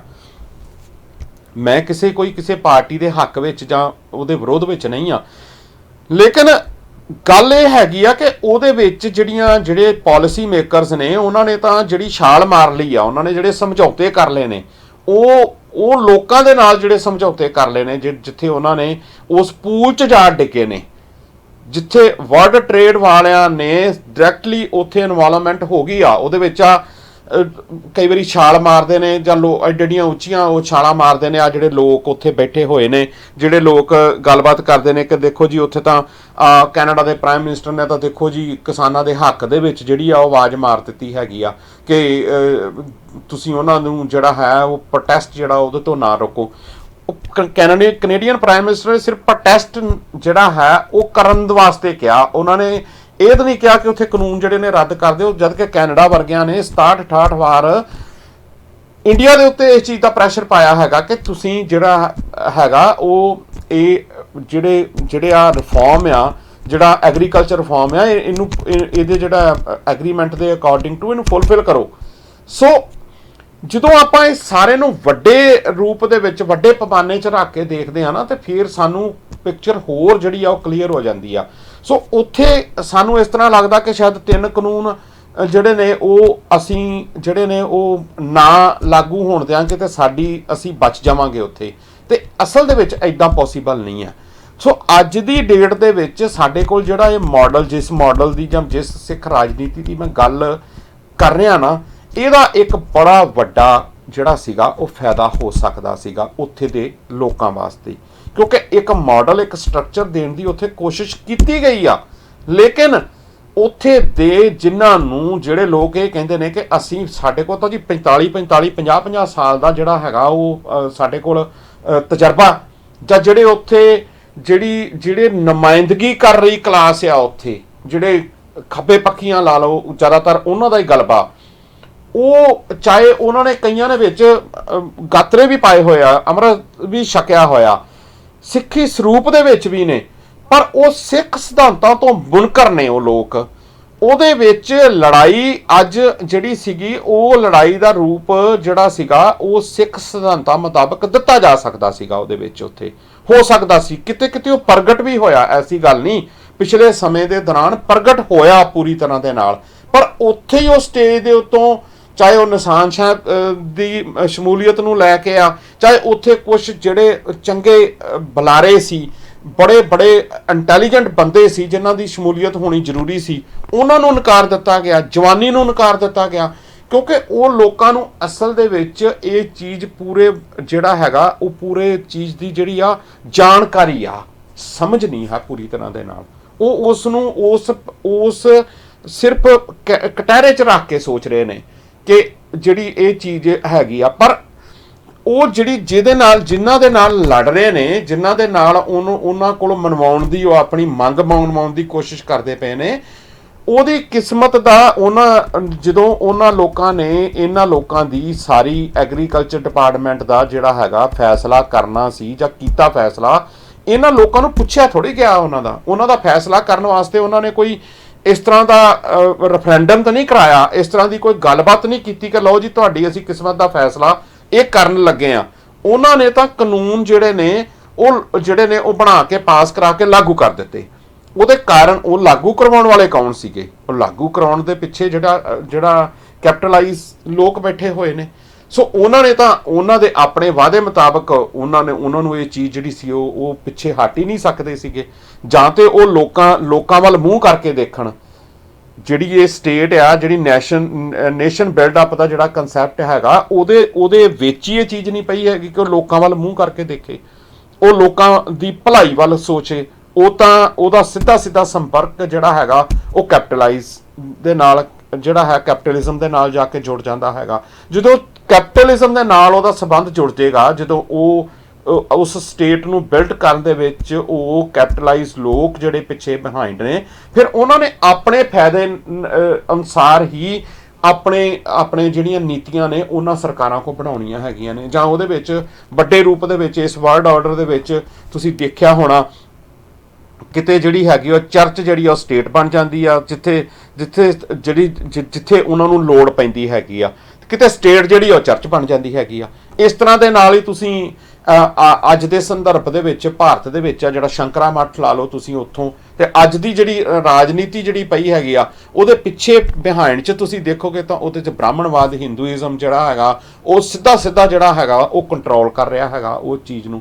ਸੋ ਉਹਦੇ ਵਿੱਚ ਮਨੂ ਸਮ੍ਰਿਤੀ ਕੰਮ ਕਰਦੀ ਪਈ ਆ।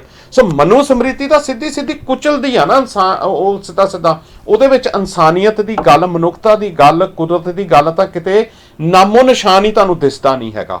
ਸੋ ਉੱਥੇ ਫਿਰ ਤੁਸੀਂ ਭਲਾਈ ਕਿਵੇਂ ਸੋਚ ਸਕਦੇ ਹੋ, ਉੱਥੇ ਮਨੁੱਖਤਾ ਦੀ ਗੱਲ ਕਿਵੇਂ ਹੋ ਸਕਦੀ ਆ, ਕੁਦਰਤ ਦੀ ਗੱਲ ਕਿਵੇਂ ਹੋ ਸਕਦੀ ਆ। ਉਸ ਨਵੇਂ ਕੋਈ ਇਸ ਤਰ੍ਹਾਂ ਦੇ ਨਵੀਨੀਕਰਨ ਜਿਹੜਾ ਦਿਖਾਇਆ ਜਾ ਰਿਹਾ, ਇੱਕ ਸੁਪਨਾ ਦਿਖਾਇਆ ਜਾ ਰਿਹਾ, ਉਹ ਤੇ ਫਿਰ ਬੜਾ ਗਲਤ ਜਿਹਾ ਸੁਪਨਾ ਲੋਕ ਜਿਹੜੇ ਉੱਥੇ ਬੈਠੇ ਦੇਖ ਰਹੇ ਨੇ। ਜਾਂ ਕਈ ਵਾਰੀ ਤੁਸੀਂ ਬਾਈਟਸ ਵੀ ਦੇਖਦੇ ਹੋ ਲੋਕਾਂ ਦੀਆਂ, ਇਹ ਜੀ ਇਹ ਜਦੋਂ ਦਾ ਨਰਿੰਦਰ ਮੋਦੀ ਪ੍ਰਧਾਨ ਮੰਤਰੀ ਆਇਆ ਉਦੋਂ ਦਾ ਤੇ ਜੀ ਉਹਨਾਂ ਨੇ ਤੇ ਚੀਨ ਵਾਲਿਆਂ ਨੂੰ ਵੀ ਪਿੱਛੇ ਦਬਕੇ ਮਾਰ ਦਿੱਤੇ ਨੇ, ਪਾਕਿਸਤਾਨ ਨੂੰ ਵੀ ਮਾਰ ਦਿੱਤੇ, ਸ਼੍ਰੀਲੰਕਾ ਨੂੰ ਵੀ ਮਾਰ ਦਿੱਤੇ ਆ, ਭੂਟਾਨ ਨੂੰ ਵੀ ਮਾਰ ਦਿੱਤੇ ਆ। ਇਹੋ ਜਿਹੀਆਂ ਗੱਲਾਂ ਉਹ ਲੋਕ ਇੰਨੇ ਕੁ ਦਿਮਾਗ ਦੇ ਉਹ ਮਾਲਕ ਨੇ ਜਿਹੜੇ ਉਹ ਇਹੋ ਜਿਹੀਆਂ ਗੱਲਾਂ ਬਾਤਾਂ ਕਰਦੇ ਨੇ। ਉਹਦੇ ਚੋਂ ਕੱਢਣ ਪਾਉਣ ਨੂੰ ਜਿਹੜਾ ਉਹ ਕੁਛ ਨਹੀਂ, ਉਹਨਾਂ ਨੂੰ ਇਹ ਨਹੀਂ ਪਤਾ ਕਿ ਸਾਡਾ ਘਾਣ ਕਿੱਦਾਂ ਹੋ ਰਿਹਾ, ਮਨੁੱਖਤਾ ਦਾ ਘਾਣ ਕਿੱਦਾਂ ਹੋ ਰਿਹਾ। ਤਾਂ ਉੱਥੇ ਆ ਕੇ ਜਿਹੜਾ ਸਿੱਧਾ ਸੰਬੰਧ ਦੀ ਮੈਂ ਗੱਲ ਕੀਤੀ ਆ ਸਿੱਖ ਰਾਜਨੀਤੀ ਦੇ ਵਿੱਚ, ਉਹ ਸਿੱਧਾ ਸੰਬੰਧ ਜਿਹੜਾ ਹੈਗਾ ਉਹ ਕੁਦਰਤ ਦਾ ਜਿਹੜਾ ਹੈਗਾ ਉਹ ਸਿੱਖ ਦੇ ਨਾਲ ਪਿਆ ਹੋਇਆ।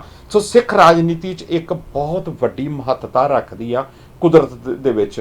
ਉੱਥੇ ਕੁਦਰਤੀ ਜਿਹੜੇ ਸਰੋਤ ਨੇ ਉਹਦੇ ਵਿੱਚ ਅਗਰ ਸਿੱਖ ਆਪਣੀ ਰਾਜਨੀਤਿਕ ਜਿਹੜੀ ਆ ਮਾਡਲ ਸਟਰਕਚਰ ਦੁਨੀਆ ਦੇ ਸਾਹਮਣੇ ਰੱਖਦਾ ਤਾਂ ਉਹਦੇ ਵਿੱਚ ਉਹ ਇਸ ਤਰ੍ਹਾਂ ਦਾ ਕੋਈ ਮਾਡਲ ਨਹੀਂ ਦੇਗਾ ਕਿ ਜਿਹੜਾ ਕੁਦਰਤ ਦੇ ਨਾਲ ਜਿਹੜਾ ਖਿਲਵਾੜ ਕੀਤਾ ਜਾਵੇ, ਕਿਉਂਕਿ ਬਲਿਹਾਰੀ ਕੁਦਰਤ ਵਸਿਆ ਦੀ ਗੱਲ ਕੀਤੀ ਗਈ ਹੈਗੀ ਆ, ਪਵਨ ਗੁਰੂ ਪਾਣੀ ਪਿਤਾ ਮਾਤਾ ਧਰਤ ਮਹੱਤ ਦੀ ਗੱਲ ਕੀਤੀ ਗਈ ਹੈਗੀ ਆ।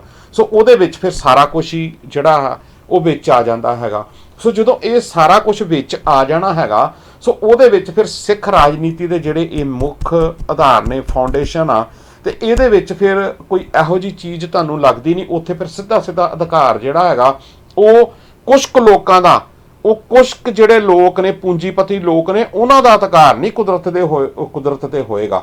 ਜਿਹੜੇ ਲੋਕ ਸਿਰਫ ਉਸ ਨੂੰ ਆਪਣੇ ਕਾਨੂੰਨ ਮੁਤਾਬਕ ਬਣਾ ਕੇ ਤੇ ਉਹ ਚੀਜ਼ ਨੂੰ ਇਕੱਠਿਆਂ ਕਰਕੇ ਤੇ ਟਰਾਂਸਪੋਰਟ ਕਰਕੇ ਤੇ ਅੱਗੇ ਪਹੁੰਚਾ ਦਿੰਦੇ ਨੇ, ਚਾਹੇ ਉਹ LPG ਗੈਸਸ ਲਾ ਲਓ ਜਾਂ ਬਾਕੀ ਚੀਜ਼ਾਂ ਜਿਹੜੀਆਂ ਨੇ। ਈਵਨ ਕਿ ਤੁਸੀਂ ਦੇਖਿਆ ਕਿ ਪਾਣੀ ਦੀਆਂ ਬੋਤਲਾਂ ਵੀ ਭਰ ਕੇ ਉਹ ਲੋਕਾਂ ਨੂੰ ਜਿਹੜੀਆਂ ਨੇ ਉਹ ਦੇ ਰਹੇ ਹੈਗੇ ਨੇ। ਤੇ ਪਾਣੀ ਕਿਹਨੇ ਪੈਦਾ ਕੀਤਾ? ਪਾਣੀ ਤੇ ਕਿਹਦਾ ਅਧਿਕਾਰ ਹੈਗਾ? ਪਾਣੀ ਤੇ ਕੁਦਰਤ ਨੇ ਪੈਦਾ ਕੀਤਾ ਨਾ, ਜਿੱਦਾਂ ਗੈਸ ਪੈਦਾ ਕੀਤੀ ਆ। ਤੇ ਹੁਣ ਗਾਂ ਆਉਣ ਵਾਲੇ ਸਮੇਂ ਦੇ ਵਿੱਚ ਆਪਾਂ ਦੇਖਾਂਗੇ ਹਵਾ ਵੀ ਉਹ ਬੋਤਲਾਂ 'ਚ ਭਰ ਕੇ ਦਿਆ ਕਰਨਗੇ। ਆ ਚਾਈਨਾ ਦੇ ਵਿੱਚ ਤਾਂ ਉਹ ਕੰਮ ਜਿਹੜਾ ਸ਼ੁਰੂ ਹੋ ਚੁੱਕਿਆ ਆ। ਕੈਨੇਡਾ ਤੋਂ ਜਿਹੜੀ ਆ ਆਕਸੀਜਨ ਜਿਹੜੀ ਸਪਲਾਈ ਕੀਤੀ ਜਾਂਦੀ ਹੈਗੀ ਆ। ਸੋ ਜਦੋਂ ਕੁਦਰਤ ਨੇ ਸਾਨੂੰ ਇਹ ਪੈਦਾ ਕੀਤਾ, ਮਨੁੱਖਤਾ ਵਾਸਤੇ ਸਾਰਾ ਕੁਝ ਪੈਦਾ ਕੀਤਾ, ਤੇ ਕੁਝ ਕੁ ਬੰਦਿਆਂ ਦਾ ਕੰਟਰੋਲ ਕਿਵੇਂ ਹੋਵੇ, ਕੁਝ ਕੁ ਬੰਦੇ ਉਸ ਦੇ ਉੱਤੇ ਹੱਕ ਕਿਉਂ ਜਮਾਉਣ, ਉਹ ਹੱਕ ਜਮਾ ਕੇ ਤੇ ਸਾਨੂੰ ਹੀ ਲੁੱਟ ਕੇ, ਸਾਨੂੰ ਹੀ ਕੁੱਟ ਕੇ ਉਹ ਆਪ ਜਿਹੜੇ ਨੇ ਉਹ ਅਮੀਰ ਤੋਂ ਅਮੀਰ ਬਣਦੇ ਜਾ ਰਹੇ ਨੇ, ਤੇ ਜਿਹੜਾ ਆਮ ਬੰਦਾ ਹੈਗਾ ਉਹ ਗਰੀਬ ਤੋਂ ਗਰੀਬ ਬਣਦਾ ਜਾ ਰਿਹਾ। ਯਾਨੀ ਕਿ ਜਿੱਥੇ ਕੋਈ ਚੀਜ਼ ਪੈਦਾ ਹੁੰਦੀ ਆ, ਜਿਹੜੇ ਉਸ ਪੈਦਾ ਕਰਨ ਵਾਲਾ ਜਿਹੜੀ ਸਟੇਟ ਹੁੰਦੀ ਆ ਉਹਦੇ ਲੋਕ ਕਿੰਨੇ ਕੁ ਅਮੀਰ ਨੇ। ਬਿਹਾਰ ਦੇ ਵਿੱਚ ਕੋਲਾ ਹੁੰਦਾ ਜੀ, ਉੱਥੇ ਬਹੁਤ ਜ਼ਿਆਦਾ ਤੁਸੀਂ ਕਿੰਨੇ ਕੁ ਬਿਹਾਰੀ ਲੋਕ ਜਿਹੜੇ ਨੇ ਉੱਥੇ ਜਿਹੜੇ ਨੇ ਉਹ ਅਮੀਰ ਬੈਠੇ ਹੋਏ ਨੇ, ਦੱਸ ਦਿਓ ਕਿੰਨੇ ਕੁ ਬੈਠੇ ਹੋਏ ਨੇ। ਪਰ ਲੇਕਿਨ ਜਿਹੜੇ ਉਸ ਕੋਲੇ ਨੂੰ ਕੱਢਣ ਵਾਲੇ ਲੋਕ ਨੇ, ਜਿਹੜੇ ਉਸ ਨੂੰ ਕੱਢ ਕੇ ਉਹਦੀ ਸ਼ੇਪ ਦੇ ਕੇ ਉਹਨੂੰ ਟਰਾਂਸਪੋਰਟੇਸ਼ਨ ਦੇ ਵਿੱਚ ਪਾਉਂਦੇ ਨੇ, ਤੇ ਉਸ ਤੋਂ ਬਾਅਦ ਉਹਨਾਂ ਦੀ ਸੰਪਤੀ ਦੇਖ ਲਓ ਤੁਸੀਂ ਵੀ ਕਿੱਥੇ ਗਈ ਹੋਈ ਹੈਗੀ ਆ। ਪਰ ਲੇਕਿਨ ਉੱਥੇ ਲੋਕਾਂ ਦੇ ਆਪਣਾ ਜਨ ਜੀਵਨ ਜਿਹੜਾ ਹੈਗਾ ਕਿੱਦਾਂ, ਜਿਹੜੇ ਸਰੋਤ ਦੇ ਅਸਲੀ ਮਾਲਕ ਨੇ ਉਹ ਗਰੀਬ ਨੇ, ਤਾਂ ਜਿਹੜੇ ਸਰੋਤ ਦੇ ਉੱਤੇ ਕਬਜ਼ਾ ਜਮਾਈ ਬੈਠੇ ਨੇ ਉਹ ਲੋਕ ਜਿਹੜੇ ਨੇ ਉਹ ਅਮੀਰ ਹੋ ਰਹੇ ਨੇ ਕੁਛ। ਤੋਂ ਇੱਥੇ ਆ ਕੇ ਜਿਹੜਾ ਇਹ ਵਰਲਡ ਆਰਡਰ ਚੱਲ ਰਿਹਾ ਇਸ ਟਾਈਮ ਦੇ ਉੱਤੇ, ਜਿਹੜਾ ਤਿੰਨਾਂ ਚੀਜ਼ਾਂ ਦਾ ਸਮੇਲ ਆਪਾਂ ਗੱਲ ਕਰਦੇ ਹੈਗੇ ਆ, ਜਿੱਥੇ ਇਲੈਕਟੋਰਲ ਸਿਸਟਮ ਹੈਗਾ, ਬਿਊਰੋਕ੍ਰੇਸੀ ਤੇ ਕੈਪੀਟਲਿਜ਼ਮ, ਇਹ ਤਿੰਨਾਂ ਦਾ ਇਹ ਦੁਨੀਆ ਦੇ ਮਨੁੱਖਤਾ ਦੇ ਵਾਸਤੇ ਬੜਾ ਖਤਰਨਾਕ ਹੈਗਾ। ਸੋ ਇਸ ਟਾਈਮ ਦੇ ਉੱਤੇ ਸਿੱਖ ਰਾਜਨੀਤੀ ਬਹੁਤ ਕੁਝ ਦਿੰਦੀ ਆ।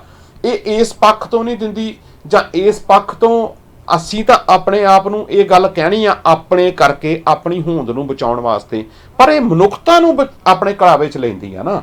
ਜਿੱਥੇ ਗੱਲ ਆਪਾਂ ਸਾਰੀ ਜਿਹੜੀ ਆ ਕੇ ਨਿਬੇੜਦੇ ਆ, ਜਿੱਥੇ ਸਰਬੱਤ ਦੇ ਭਲੇ ਦੀ ਗੱਲ ਹੁੰਦੀ ਆ, ਜਿੱਥੇ ਸੇਵਾ ਦੀ ਗੱਲ ਹੁੰਦੀ ਆ, ਜਿੱਥੇ ਕਿਤੇ ਜ਼ੁਲਮ ਦੇ ਖਿਲਾਫ ਖੜਨ ਦੀ ਗੱਲ ਹੁੰਦੀ ਆ, ਸਾਰਾ ਕੁਝ ਤੇ ਪਿਆ ਉਹਦੇ ਵਿੱਚ। ਪਰ ਸਾਡੇ ਹੀ ਜਿਹੜੇ ਕੁਝ ਲੋਕ ਨੇ ਜਾਂ ਸਾਡੇ ਵਰਗੇ ਲੋਕ ਨੇ ਜਾਂ ਸਾਡੇ ਵਰਗੇ ਲੋਕ ਜਿਹੜੇ ਆਪਣੇ ਆਪ ਨੂੰ ਅਲੀਟ ਸਮਝਦੇ ਨੇ, ਜਿਹੜੇ ਕਹਿੰਦੇ ਨੇ ਅਸੀਂ ਵੈਲ ਐਜੂਕੇਟਡ ਹੈਗੇ ਆ, ਵੱਡੀਆਂ ਵੱਡੀਆਂ ਚੇਅਰਸ ਦੇ ਉੱਤੇ ਬੈਠੇ ਹੋਏ ਨੇ, ਉਹਨਾਂ ਲੋਕਾਂ ਦਾ ਕਦੀ ਦਿਮਾਗ ਪੜੋ, ਕਦੀ ਤੁਸੀਂ ਕਦੀ ਇਹ ਉਹਨਾਂ ਦਾ ਦਿਮਾਗ ਦੇ ਵਿੱਚੋਂ ਜਿਹੜੀਆਂ ਉਹ ਗੱਲਾਂ ਕਰਦੇ ਨੇ ਨਾ, ਜਿਸ ਲੈਵਲ ਤੇ ਗੱਲਾਂ ਕਰਦੇ ਨੇ, ਕਈ ਵਾਰੀ ਤਰਸ ਆ ਜਾਂਦਾ ਉਹਨਾਂ ਲੋਕਾਂ ਦੇ ਉੱਤੇ ਕਿ ਤੁਸੀਂ ਕਿਹੜੀ ਪੜ੍ਹਾਈ ਪੜ੍ਹੀ ਹੋਈ ਆ, ਜਿਹੜੀ ਪੜ੍ਹਾਈ ਜਿਹੜੀ ਆ ਉਹ ਕਿਤੇ ਨੇੜੇ ਤੇੜੇ ਨਹੀਂ ਸਾਡੇ ਗੁਰੂ ਗ੍ਰੰਥ ਸਾਹਿਬ ਦੇ ਸਿਧਾਂਤ ਦੇ ਮੁਤਾਬਕ। ਤੇ ਤੁਸੀਂ ਚਾਹੇ ਉਹਦੇ 'ਚ ਪਾਠ ਕਰੀ ਜਾਓ ਜਾਂ ਤੁਸੀਂ ਸਿੱਖੀ ਜੀਵਨ ਵੀ ਬਤੀਤ ਕਰੀ ਜਾਓ, ਤੇ ਤੁਹਾਡੇ ਕੋਲ ਸਿਧਾਂਤ ਹੀ ਨਹੀਂ ਹੈ, ਤੁਹਾਡੇ ਕੋਲ ਕਿਰਦਾਰ ਹੀ ਨਹੀਂ ਹੈਗੇ, ਤਾਂ ਫਿਰ ਤੁਸੀਂ ਕਿਵੇਂ ਹੋ ਨਿਪੜੋਗੇ। ਅੱਗੇ ਆ ਕੇ ਆਪਾਂ ਕਿਰਦਾਰ ਦੀ ਗੱਲ ਕਰਾਂਗੇ। ਵਕਫਾ ਇੱਕ ਬ੍ਰੇਕ ਦਾ ਹੋਗਾ, ਬ੍ਰੇਕ ਤੋਂ ਬਾਅਦ ਦੁਬਾਰਾ ਆਪਾਂ ਜਿਹੜੀ ਹੈ ਅੱਗੇ ਪ੍ਰੋਗਰਾਮ ਨੂੰ ਵਧਾਵਾਂਗੇ ਤੇ ਅਗਲੇ ਅਖੀਰਲੇ ਪਾਰਟ ਦੇ ਵਿੱਚ ਆਪਾਂ ਸਮਾਪਤੀ ਕਰਾਂਗੇ। ਸੋ ਮਿਲਦੇ ਹਾਂ ਜੀ ਇੱਕ ਛੋਟੀ ਜਿਹੀ ਬ੍ਰੇਕ ਤੋਂ ਬਾਅਦ।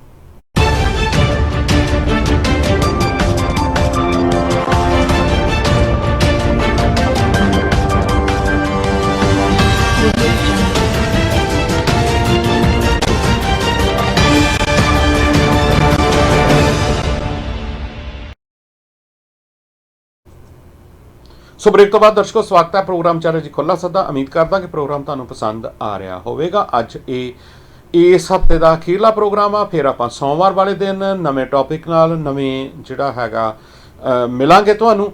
ਪਰ ਅੱਜ ਵਾਲੇ ਪ੍ਰੋਗਰਾਮ ਦੇ ਵਿੱਚ ਆਪਾਂ ਗੱਲਬਾਤ ਕਰ ਰਹੇ ਹੈਗੇ ਆ ਕਿ ਸਿੱਖ ਰਾਜਨੀਤੀ ਜਿਹੜੀ ਆ ਉਹ ਵੱਖਰੀ ਕਿਵੇਂ ਆ। ਪਾਰਟ 2 ਜਿਹੜਾ ਇਹਦਾ ਕੀਤਾ ਜਾ ਰਿਹਾ ਹੈਗਾ। ਸੋ ਮੈਂ ਗੱਲ ਜਿਹੜੀ ਹੈਗੀ ਆ ਉਹ ਮਨੁੱਖਤਾ ਦੇ ਸੰਬੰਧ ਦੇ ਵਿੱਚ ਕੀਤੀ ਹੈਗੀ ਆ। ਸੋ ਇਹ ਗੱਲਾਂ ਜਿੰਨੀਆਂ ਵੀ ਆਪਾਂ ਹੁਣ ਤੱਕ ਕੀਤੀਆਂ ਨੇ, ਇਹ ਕੋਈ ਇਸ ਚੀਜ਼ ਨੂੰ ਨਹੀਂ ਕਿ ਇਹ ਸਿਰਫ ਇੱਕ ਕਿਸੇ ਇਤਿਹਾਸ ਦੇ ਤੌਰ ਦੇ ਉੱਤੇ ਜਿਹੜੀਆਂ ਨੇ ਉਹ ਸਾਡੇ ਕੋਲ ਪਈਆਂ ਹੋਏ ਨੇ, ਯਾਨੀ ਕਿ ਜੇ ਆਪਾਂ ਇਹ ਕਹਿ ਲਿਆ ਜਾਵੇ ਕਿ ਸਿਰਫ ਥਿਊਰੀ ਦੇ ਰੂਪ ਦੇ ਵਿੱਚ ਨਹੀਂ ਪਈਆਂ, ਪ੍ਰੈਕਟੀਕਲ ਰੂਪ ਦੇ ਵਿੱਚ ਅਸੀਂ ਇਹਨਾਂ ਚੀਜ਼ਾਂ ਨੂੰ ਹੰਢਾਇਆ ਤੇ ਕਰਕੇ ਵੀ ਦਿਖਾਇਆ। ਇਹ ਕਰਕੇ ਵੀ ਦਿਖਾਇਆ, ਹੁਣ ਵਾਲੇ ਸਮੇਂ ਦੇ ਵਿੱਚ ਵੀ ਜਿਹੜਾ ਹੈ ਉਹ ਕਰਕੇ ਦਿਖਾਇਆ ਹੈਗਾ। ਜਿੱਥੇ ਕਿਸਾਨੀ ਉਸ ਸੰਘਰਸ਼ ਦੇ ਵਿੱਚ ਪਏ ਹੋਏ ਲੋਕਾਂ ਨੂੰ ਲੰਗਰ ਤੱਕ ਖਵਾਉਣਾ, ਉੱਥੇ ਉਹਨਾਂ ਦੀਆਂ ਸੁੱਖ ਸਹੂਲਤਾਂ ਪੈਦਾ ਕਰਨਾ ਜਿਹੜਾ ਹੈਗਾ ਉਹ ਵੱਡੀ ਦੇਣ ਸਾਡੇ ਜਿਹੜੀ ਹੈਗੀ ਆ ਉਹ ਪਿੱਛੇ ਚਾਹੇ ਲੰਗਰ ਦੇ ਰੂਪ ਦੇ ਵਿੱਚ ਹੈ, ਉਹ ਪਿੱਛੇ ਸਾਰਾ ਦਾ ਸਾਰਾ ਤੁਸੀਂ ਦੇਖੋਗੇ ਨਾ ਤਾਂ ਉਹ ਸਿੱਖ ਰਾਜਨੀਤੀ ਨਾਲ ਉਹਦਾ ਸਿੱਧਾ ਸੰਬੰਧ ਨੇ। ਤੇ ਬੜੀਆਂ ਸਾਡੀਆਂ ਵੱਡੀਆਂ ਸੰਸਥਾਵਾਂ ਜਿਹੜੀਆਂ ਨੇ ਉਹਦੇ ਵਿੱਚ ਜਿਹੜੀਆਂ ਨੇ ਉਹ ਸ਼ਮੂਲੀਅਤ ਉਹਨਾਂ ਨੇ ਕੀਤੀ ਆ। ਜਦ ਕਿ ਉੱਥੇ ਉਹ ਲੋਕ ਜਿਹੜੇ ਖਾਈ ਵੀ ਜਾਂਦੇ ਆ ਤੇ ਜਿਹੜੇ ਸਭ ਕੁਝ ਉੱਥੋਂ ਹੰਢਾਈ ਵੀ ਜਾਂਦੇ ਆ, ਤੇ ਉਹ ਲੋਕ ਜਿਹੜੇ ਨੇ ਉਹ ਖੜੇ ਹੋ ਜਾਂਦੇ ਨੇ ਸਿੱਖ ਸਿਧਾਂਤਾਂ ਦੇ ਖਿਲਾਫ, ਚਾਹੇ ਉਹ ਸਾਡੇ ਨਿਸ਼ਾਨ ਸਾਹਿਬ ਨੂੰ ਲੈ ਕੇ ਹੋਵੇ, ਚਾਹੇ ਲੰਗਰਾਂ ਨੂੰ ਲੈ ਕੇ ਹੋਵੇ, ਚਾਹੇ ਉੱਥੇ ਆਪਣੀ ਗੱਲਬਾਤ ਨੂੰ ਸਿੱਖ ਸਿਧਾਂਤਾਂ ਮੁਤਾਬਕ ਰੱਖਣ ਦੀ ਹੋਵੇ। ਸੋ ਇੰਨਾ ਡਰ ਲੱਗਦਾ ਉਹਨਾਂ ਲੋਕਾਂ ਨੂੰ ਜਿਹੜੇ ਲੋਕ ਜਿਹੜੇ ਨੇ ਅਸਲ ਦੇ ਵਿੱਚ ਉਸ ਗਲਬੇ ਦੇ ਹੇਠ ਜੀਂਦੇ ਨੇ, ਜਾਂ ਤਾਂ ਉਹਨਾਂ ਦੇ ਕੋਲ ਜਿਹੜੇ ਨੇ ਆਪਣੀ ਉਨੀ ਬੁੱਧੀ ਨਹੀਂ, ਜੇ ਬੁੱਧੀ ਹੈ ਤਾਂ ਉਹਨੂੰ ਵਰਤਣਾ ਨਹੀਂ ਚਾਹੁੰਦੇ, ਤੇ ਜੇ ਕੋਈ ਉਹ ਵਰਤਨ ਦੀ ਵੀ ਕੋਈ ਕੋਸ਼ਿਸ਼ ਕਰਨ ਤੇ ਫਿਰ ਉਹਨਾਂ ਨੂੰ ਉੱਥੋਂ ਦਾ ਜਿਹੜਾ ਹੈਗਾ ਉਹ ਐਂਟੀ ਨੈਸ਼ਨਲ ਦਾ ਜਿਹੜਾ ਖਿਤਾਬ ਮਿਲਣਾ, ਉਸ ਤੋਂ ਉਹ ਡਰ ਕੇ ਤੇ ਆਪਣੀ ਜਿਹੜੀ ਗੱਲ ਆ ਉਹਨੂੰ ਦਬਾ ਲੈਂਦੇ ਨੇ, ਤੇ ਉਹ ਫਿਰ ਗੱਲ ਪ੍ਰਗਟ ਹੋਣ ਤੋਂ ਜਿਹੜਾ ਹੈ ਉਹ ਮੁਨਕਰ ਕਰਨ ਦੀ ਜਿਹੜੀ ਉਹ ਗੱਲਬਾਤ ਜਿਹੜੀ ਉੱਥੇ ਕਰ ਦਿੰਦੇ ਹੈਗੇ ਨੇ। ਇਹ ਵਰਤਾਰੇ ਇਦਾਂ ਵਾਪਰਦੇ ਹੁੰਦੇ ਨੇ ਹਮੇਸ਼ਾ। ਹਰ ਬੰਦਾ ਜਿਹੜਾ ਹੈਗਾ ਉਹ ਕਿਰਦਾਰਾਂ ਵਾਲਾ ਨਹੀਂ ਹੋ ਸਕਦਾ ਹੈਗਾ, ਹਰ ਬੰਦਾ ਉਸ ਲੈਵਲ ਦੇ ਉੱਤੇ ਨਹੀਂ ਸੋਚ ਸਕਦਾ ਹੁੰਦਾ।